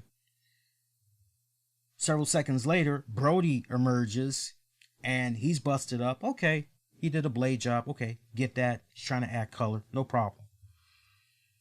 Match continues on, and from that point, it doesn't. From that point, once they both get back into the ring from that spot, the match, it's pretty much wrapping up, because closing moments of this one, a little bit of the bubbly kicking in, folks. You gotta forgive me. From that point, Moxley had applied a submission hold, because he was pounding on the head. I do remember that much. I remember when Brody got back in the ring, Moxley tried to stay on top of him, because especially when he saw the blood from that area, it wasn't gushing like that, but he saw that, okay, I drew blood for my dirty deeds there over on the ramp. Okay, let me open that shit up even more. So he did get in a couple of strikes and everything, and he ended up locking in a rear naked choke that basically put Brody Lee to sleep. Now, here's the first problem that I had with this match. The referee is looking, and Brody, you there? Brody. And it was almost as if Brody, you see he's open, he's not giving up. Brody just closes his eyes, and Brody just goes. And the ref just pretty much throws the fucking match out. And they're like, wait a minute now. Okay, he might go out, but shouldn't you grab the wrist? And shouldn't you raise the wrist in the air? Okay, it collapses. 1, pick it up again. 2, pick it up one more time. Okay, so first part, even though Brody Lee did not submit, this was basically a case where Moxley won knockout. Okay. Here's the other thing. Don't you think it would have made a little bit more sense since Jon Moxley going into this match was the AEW champion anyway? If you were going to have him come out of this retaining his title, I appreciate the fact that you wanted to do everything you could to make Brody Lee look pretty damn strong going into his first major pay-per-view for AEW since joining the promotion. But don't you think it would have made just a little bit more sense to have Brody Lee, when it counted the most with regards to his entourage in the Dark Order, don't you think it would have made a little bit more sense to have somebody of his stable come out to do the bidding or whatever? I was ready to see 10 and a couple of other guys just come in there. Hey, our leader, our beloved leader, he looks like he's down and out for the count. We can't have him go out like this. We need to help him. Come on, everybody, stat. Come on, we got to go. We got to help him out. Brody needs us. Or Mr. Lee. Mr. Lee needs us. Come on, let's go. If there's ever a time to panic, code red, let's go. And they all just raced down there, stomped the shit out of Moxley. And Moxley is just, okay, well, not for nothing, but Moxley has done enough damage to Brody Lee where he's incapacitated. Moxley, all right, he's gained up on for a little bit, but ultimately, he's a crazy son of a bitch. He doesn't know when to die. This is a great opportunity here where, he can go grab a weapon. Yeah, I know what I'm saying. We look at this match and you go, okay, well, Lee, if you're going to do the match like that, then obviously Jon Moxley is going to win via DQ. You sure you... Yeah, I know what I'm saying. You could have easily gone in that direction just to kind of protect Brody Lee a little bit more. This story arc, I'm most curious. Is that it? Because it really felt to me tonight that Moxley, Brody, we are done. Because I'm just trying to understand, where do you go with Brody Lee from here? That's the $1 million question. Where do you go with Brody Lee from here? And for me, to kind of follow up on what I had said a few minutes ago, I think at this point, you need to have Brody Lee be off television. Let him be off television for a little bit and bring him back in a couple of weeks. Because I'm just... where do you go? He didn't pass out. His own people did not come out when it was most beneficial, especially as far as their placement with the Dark Order. If there's ever a time to come to your leader. So what's going on? Is there dissension amongst the Dark Order and its members? Because what's going on? So that's why I kind of feel as though, from a storyline standpoint, maybe there needs to be a couple of weeks off where we don't see Brody Lee. But it was still a good match. I'll definitely say that. It was still a good match. I'll say 3.5. 3.5 out of 5 for that matchup. And at this point, we only got one more match to talk about.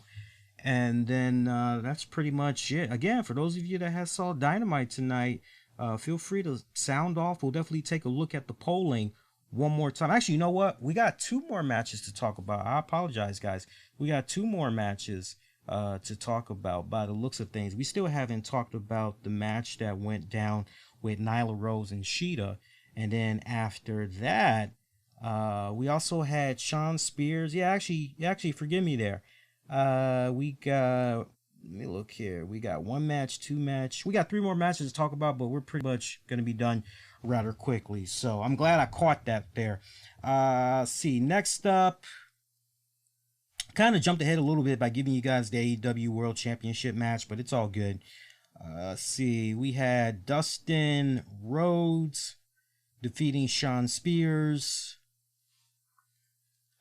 That one went about 3 minutes, maybe 3 minutes plus. Pretty much gist of this one, Shawn Spears comes out. He apparently had got word that Dustin Rhodes was too scared to face him. Music played. Dustin didn't show up. Shawn Spears had it on good authority that Dustin wasn't there. And despite that, he still felt he should be declared the winner. So he was actually demanding for a count. Brandy comes out as Dustin's music was playing. Spears doesn't understand what the hell's going on here and why is she even out there. Dustin ends up being behind him, beats the holy shit out of him. He's in his suit, tie, everything is Shawn Spears. Match officially begins, and pretty much this was just government mule ass whooping when it was all said and done. Dustin Spears pretty much squashing the hell out of Shawn Spears. Like I said, in about 3 minutes. 2 out of 5 for me. And the stuff there with Tully Blanchard's face on Shawn Spears' crotch around his boxers area.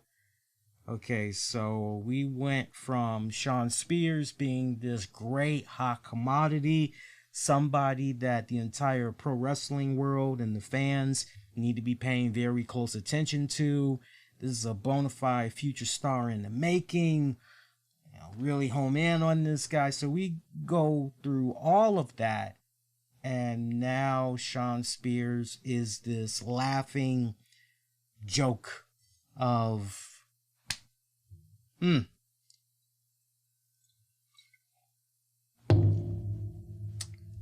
Wow. I gotta say, of all the people to pretty much been part of the AEW roster since day one, if you ask me which star most surprising that here in 2020 I look back on and I say, well, damn, I didn't quite think it was gonna turn out that way for the young man. Shawn Spears is the one that really jumps out to me the most. He's the one that jumps out to me the most. I gotta say, I'm really just disappointed in what's going on with this guy right now. I almost kind of feel like, and I think I did say this once before, and I feel as though, with no pun intended, since it's double or nothing, I just can't help but double down on what I said about Shawn Spears some months back, which is maybe Shawn Spears should not have been so quick to come to AEW. Maybe he should have spent a little bit more time working with various promotions, really building up his portfolio, and just go from there, rebuilding up his brand, his stock, and everything, and go from there. And then maybe once he got to that point, now some of you guys may say, okay, Lee, well, knowing what we know now, where was Shawn Spears supposed to go? Before the pandemic, maybe, I think Shawn Spears would have been a pretty good fit over there in Impact Wrestling.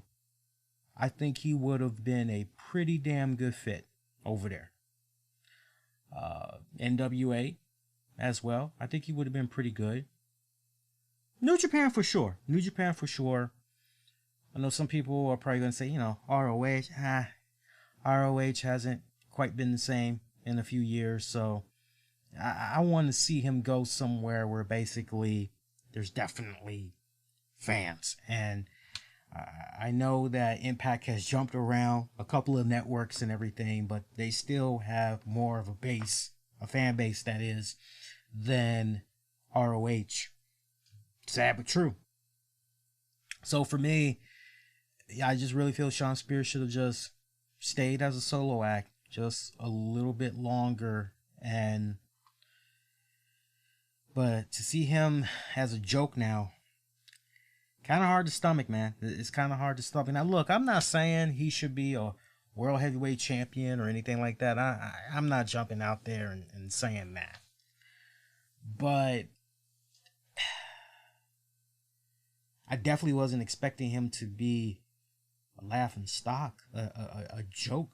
I definitely was not expecting that. So, as far as what could possibly be next for him, honestly, I might have a simple solution. Maybe pair him up with MJF, Wardlow. Maybe have the two of those guys somewhere down the road. Maybe you have them go after the tag team titles. I think the combination of Shawn Spears, MJF, I think they would play very well off of each other. They would not hurt each other's stock whatsoever. You know, I think nothing but a lot of good could really come out of them being together and everything. And if you wanted to kind of extend that a little further, not to mention, one of the greatest things that I had enjoyed about MLW was Dynasty. And MJF was essentially the leader of that. And now that he's no longer part of MLW, I would love to see some type of 2.0 version of that come about. So just picture that. You got Wardlow, you've got MJF, Tully Blanchard, Shawn Spears.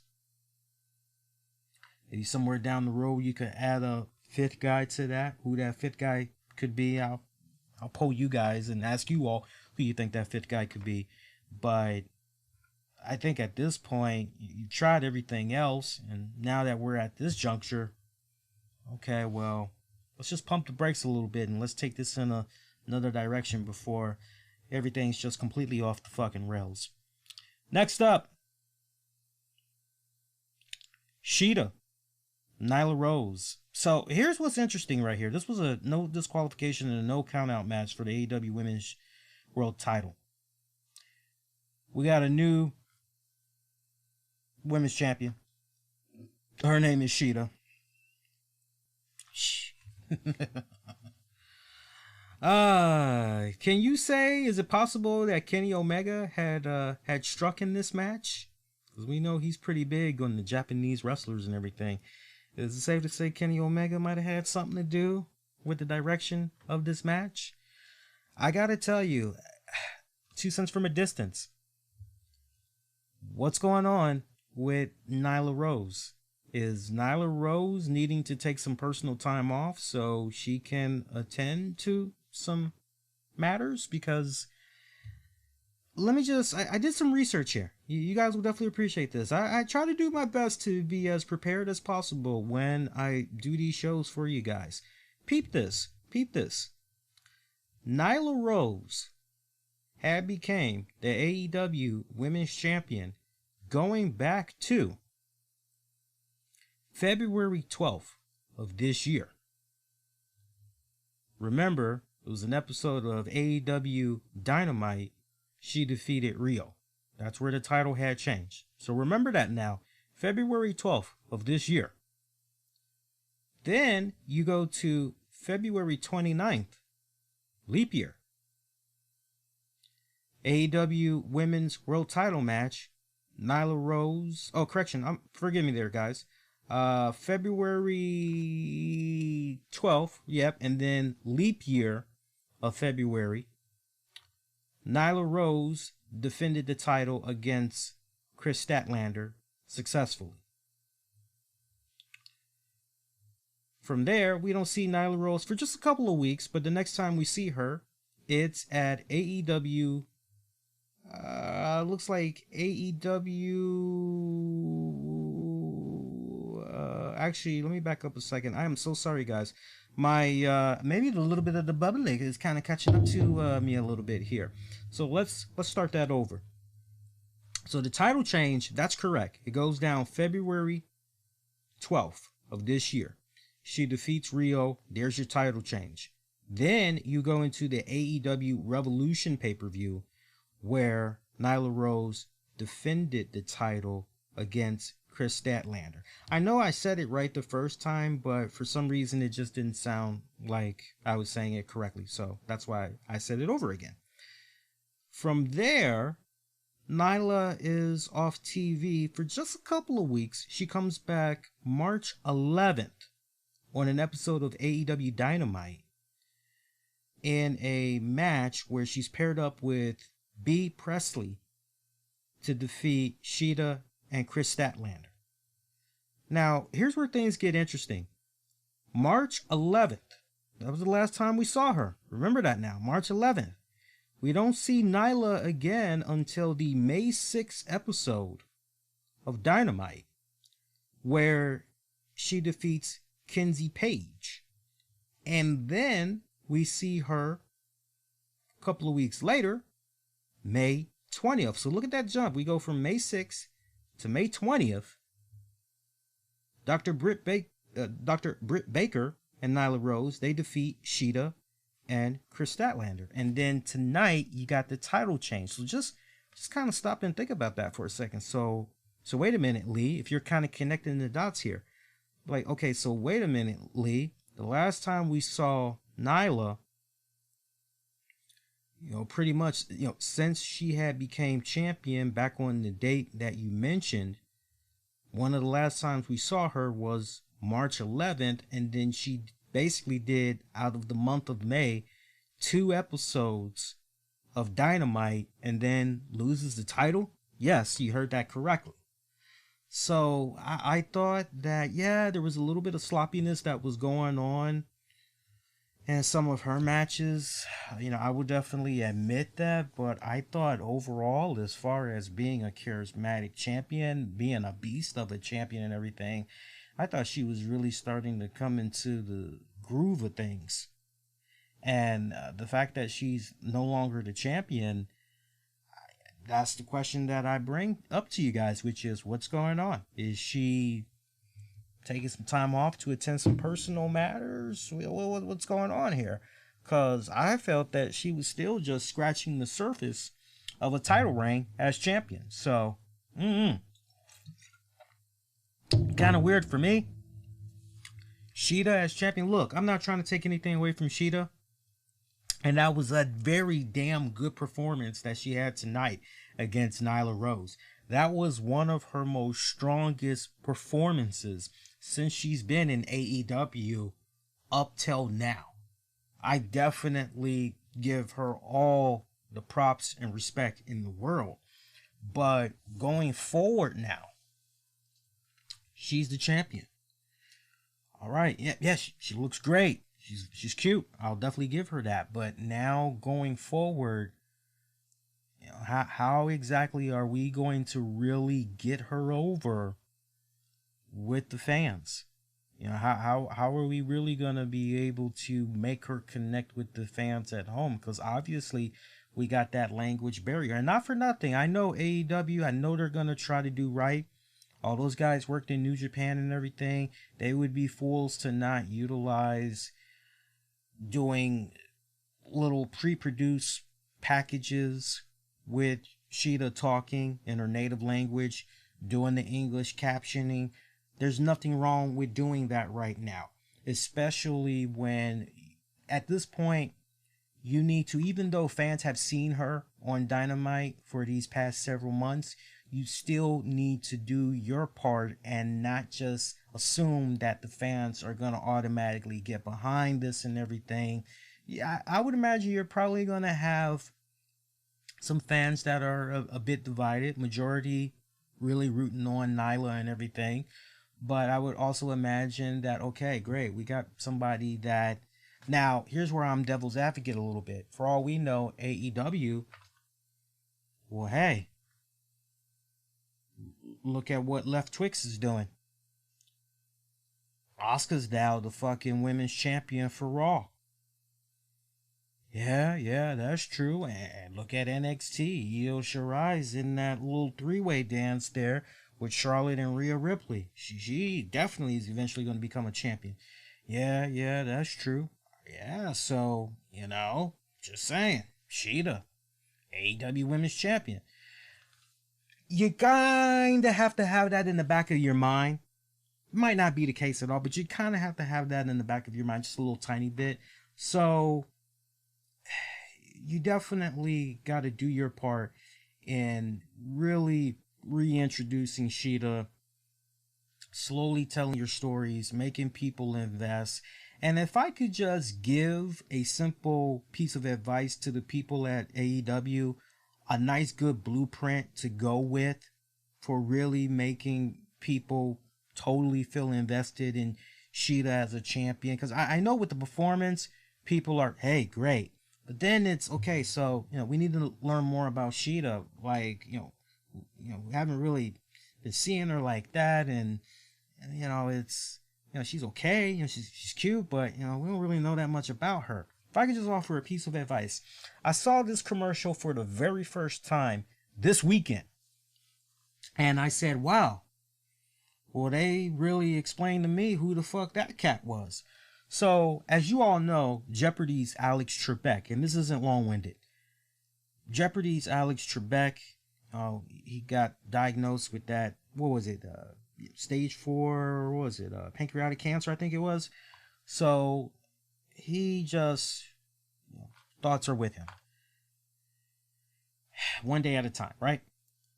So if you know your commercials, you know that one of the main commercials that this guy stayed doing for years, a couple of decades even, was Colonial Penn. And depending on what you're watching, during the day, night, whatever, late at night for sure. Now you see there's this young black guy named Jonathan. And you go, who the fuck is this guy? Where's Alex Trebek? And basically, Jonathan now has the Colonial Penn spokesperson rings from Alex Trebek, even though, the two of these guys never did a Colonial Penn commercial together, sharing the same camera lens where there's the proper passing of the torch, if you will. Jonathan just pops up one day and who the fuck is this black guy? Where's Alex Trebek? And one of the first things you learn about Jonathan is that he's been working for Colonial Penn for 15 years. And you're going, oh, okay, well, still, why the fuck should I care what you have to say? So they showed this commercial, my first time seeing it. If it's been on longer, you got to forgive me, but it was my first time seeing it. They did this commercial where they explained who Jonathan was. And one of the ways that they kicked off the commercial was saying, so just who is Jonathan, blah, blah, blah, whatever his last name is. They talked about how he was in the military, how he has a degree in business, whatever. They went through an origin story that was not long-winded like a mofo. And so, my thing to AEW, if you guys haven't seen that commercial, go out of your way, look at that, and just to get the gears going, and take these next couple of weeks of Dynamite, especially since the next pay-per-view, we're a good ways away, as we had got news tonight that All Out, it will be happening. We don't know where just yet, but All Out is going to be going down September 5th. Again, September 5th, All Out is going to be going down. So that's a long stretch between now and then. So in the meantime, you got some programming to fill. Nothing wrong with doing Origins, getting people caught up to speed with Sheeta and all that. But great title defense there by Sheeta. Was really rooting for Nyla Rose. I thought for sure she was going to retain that. Good match between those two girls, though. Shida, again, best performance, best in-ring performance in AEW to date. Gotta give it up. That match, I gotta give that one I think it earned it. I'm gonna give that match a 4 out of 5. 4 out of 5. It earned it. All right, we got one more match to talk about. Before we get ready to talk about that match, I do want to take this time out and I want to thank our Patreon members, Patreon Familia over at patreon.com/RCWR show. Just $5 a month. You can check out bonus audio, video content, great majority of which you won't be able to find anywhere else. Matter of fact, I'm going to be burning the midnight oil.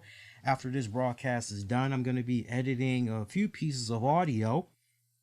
And I'm actually going to be uploading to Patreon the second installment of me and Tammy's Undertaker, The Last Ride series in preparation for an all-new Last Ride episode that, if it hasn't already dropped already on the WWE Network, it should be dropping in the next few hours. Patreon.com/RCWR show. Check out bonus audio, video, bonus clips, whole 9 yards. Great loads of content at the touch of your fingertips. Get you in there. $5. Get you everything. Shout out to Gino Morgan. Gino! Shout out to John Davis. Shout out to John Krauser, Justin Ripstock, Michael Wolf, Sean Kenter. Also, special shout out to Tony Bean Gaming. You want the very latest in all things Marvel Strike Force, Marvel Ultimate Alliance 3, Marvel Super War, Tony Bean Gaming. Great YouTube channel. Tips, tricks, news, walkthroughs, reviews. Tony Bean Gaming. He has you covered. He's also got a great Patreon paywall as well. Also, check out ChairShotTees.com. Again, ChairShotTees.com. Grab yourself some 100% authentic wrestling memorabilia. Check out some of your favorite legends on really cool merch.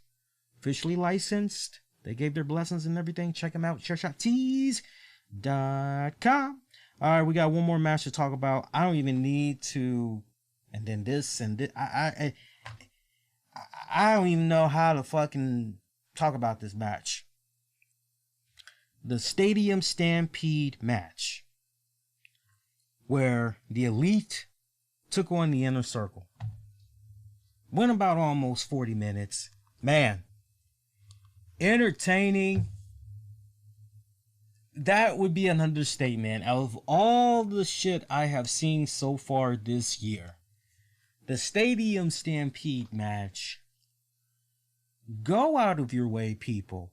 You know, I know $50 is a bit steep for some people. Let me tell you something. If you happen to have it, everything else is taken care of, your bills, everything.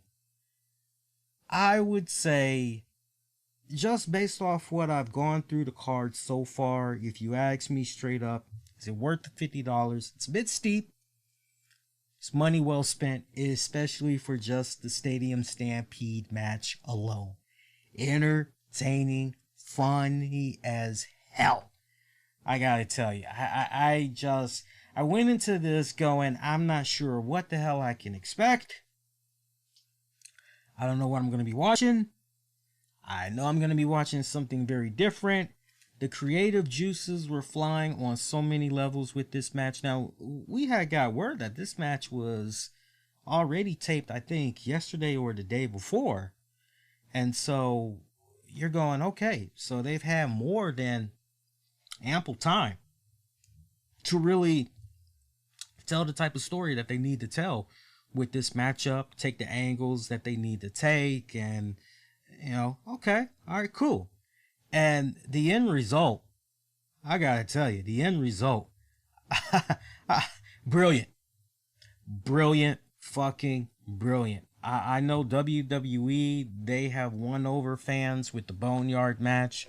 They've also won over fans with the Firefly Funhouse. AEW fans, they finally really got their fucking moment here with this Stadium Stampede match. I gotta tell you, we have seen from just, you know, even Impact Wrestling, I can throw them in the mix. I could even throw MLW into the mix as well.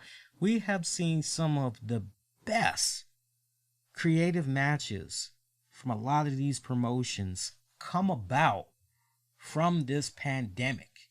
If you want to look at a bright spot as a wrestling fan with the content that you normally access on a weekly basis, it is that with some of these promotions, they are really doing their best to think outside of the box, and I gotta commend them for that. They are really trying their best to entertain, and this Stadium Stampede match definitely had delivered that. My God, see the custom intros for all the guys. All the guys are coming out from Inner Circle. They got fucking football jerseys on and shit. And for some of the guys, their numbers actually mean something. Jericho's number, homage to his dad, famous hockey legendary player, as we all know. And Sammy Guevara, I'm trying to think what his number was. His number, I believe, represented the year he was born. Hager. I'm trying to think if there was a story behind Hager's number. There might have been. I can't really remember. I know nothing was said for Santino and Ortiz. Nothing was said for those guys. But they're coming out in freaking football attire. Meanwhile, the freaking Elite, they're coming out in their wrestling gear. They're ready to kick some fucking ass. They're not taking this as a fucking joke. But basically, you've got the Inner Circle. They've made their entrance from one side of the football field. Okay, hey, it's just like an actual football game, no problem. Elite making their entrance from the other side. Okay, no problem. We heard the rumblings that there was probably going to be piped in crowd noises, and you're hearing that and you're going, well, how exactly? You're like, well, it'd be a bit silly and premature to judge just off of that report. Got to see the actual product. And the main canvas was the Jaguars cheerleaders, marching band, and all that. They all are pretty much providing the sound effects. And when all the action is happening throughout the stadium, pretty much it's following throughout. So I guess maybe it's safe to assume shit is being played on the Titantron there at the stadium, right? Makes a little bit of sense, and you get to hear the reactions that way. I guess, however you want to try to make sense out of it. But it was really cool how they had incorporated all of that, and you've got the ring in the middle of the fucking stadium field.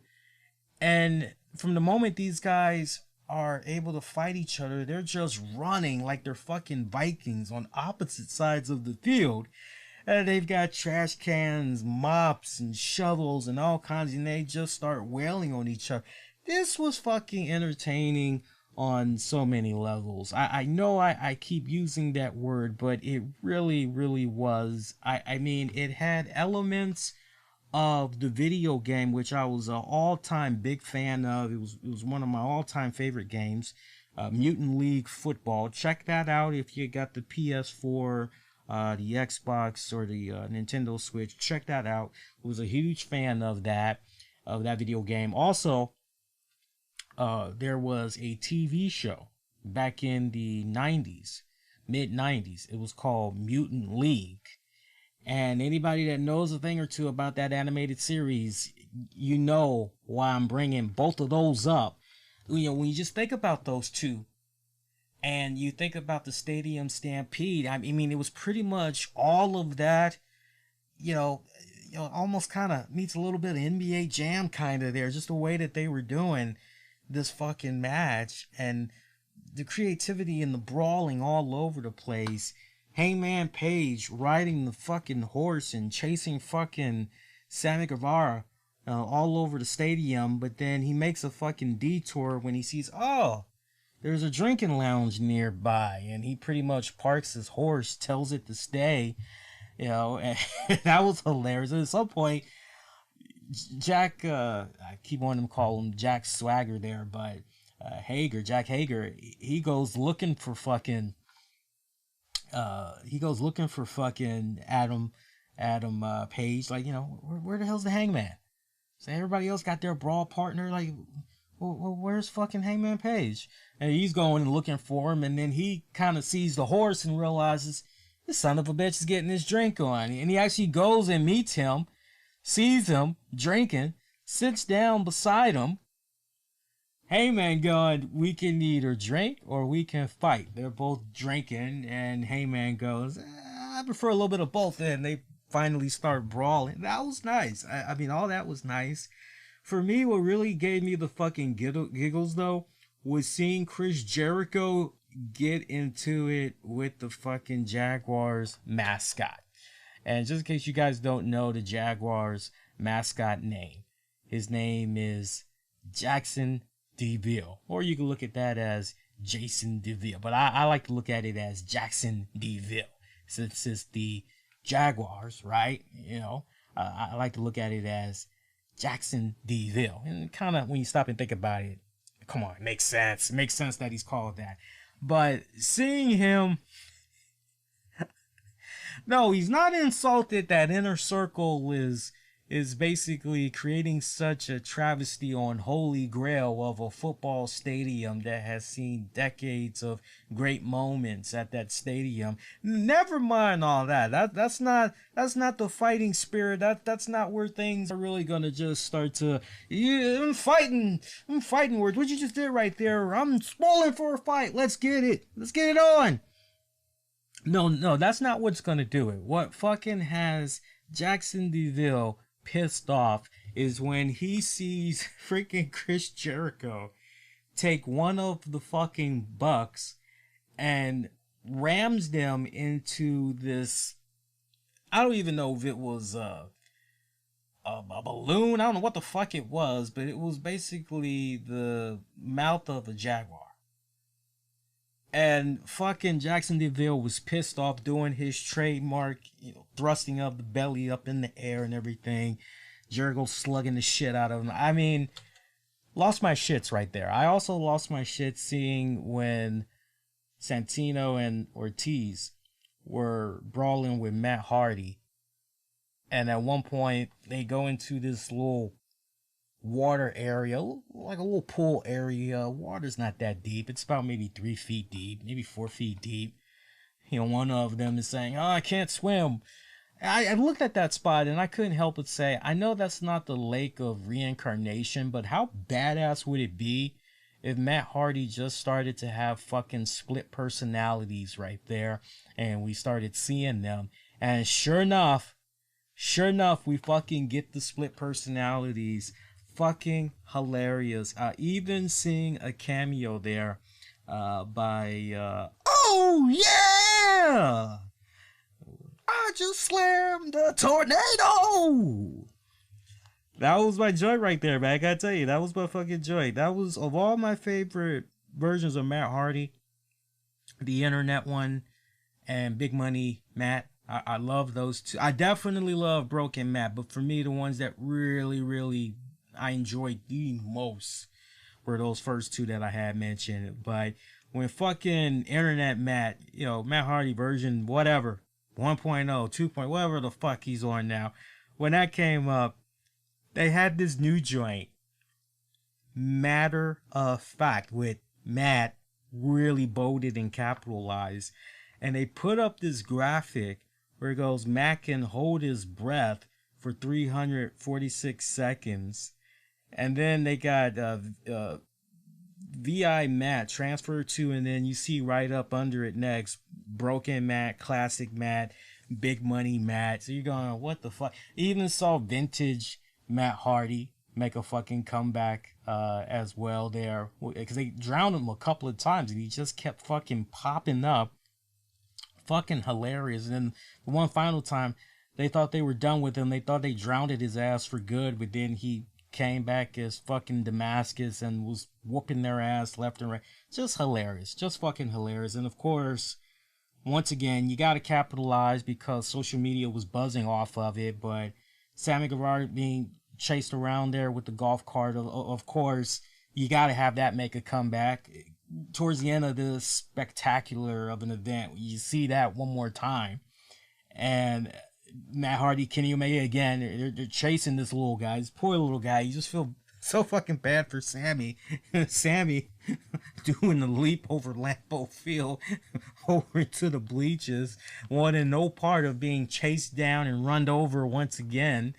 Trying to play the numbers game, did the Elite do on Sammy. Sammy tried, man. He was fighting. I mean, why he stood right there and thought to just fight them off is beyond me. I personally would have just been running throughout the stadium looking for the nearest exit, trying to hop in an Uber and just drive the fuck off. That would have been me, but to each its own. But he thought he could stand his ground, fight them off. Nah, wasn't gonna work.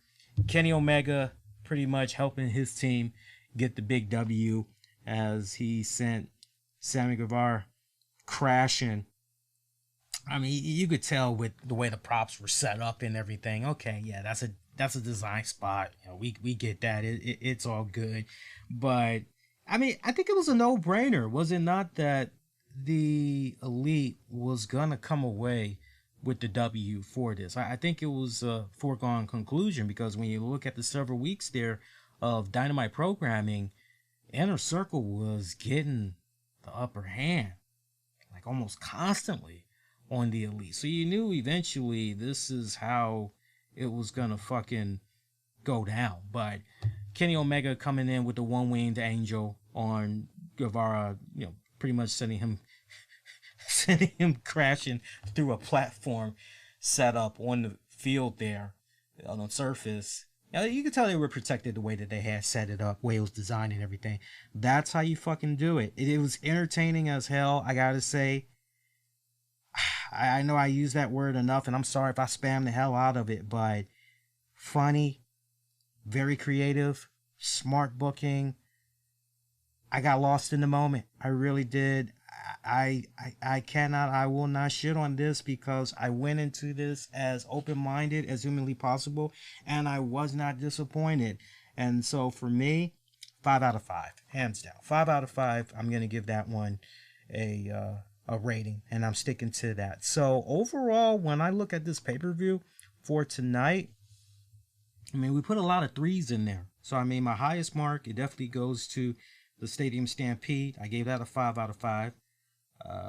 Let's see, I was very, very complimentary there of Sheeta taking on Nyla Rose. I went on ahead and gave that a 4 out of 5.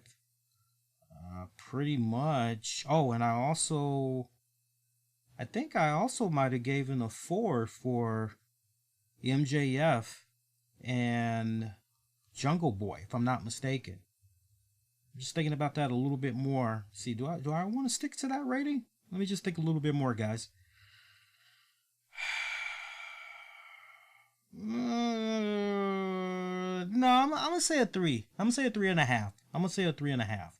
I mean, that's still pretty good. Everything else was pretty much a 3. So I mean, I would give this pay-per-view out of 5 stars. I would give this pay-per-view a 4 out of 5. So I mean, when you look at that from a 1-point scale to a 10-point scale, I'd give it an 8 out of 10. They did pretty good tonight, as far as I was concerned. First pay-per-view in months. They hit a home run out of the gate. One more time, let's go to the polls. Let's see what you guys had to say about tonight's pay-per-view. Looking at the real-time polling results that we have right now. So amongst RCWR show listeners, again on Twitter, 33% of you are giving it a thumbs down. 67% of you are giving it a thumbs up. Meanwhile, we did poll AEW fans on the official Twitter account. 5% thumbs down. 95% giving it a thumbs up. Thank you for those of you that cast your vote on Twitter.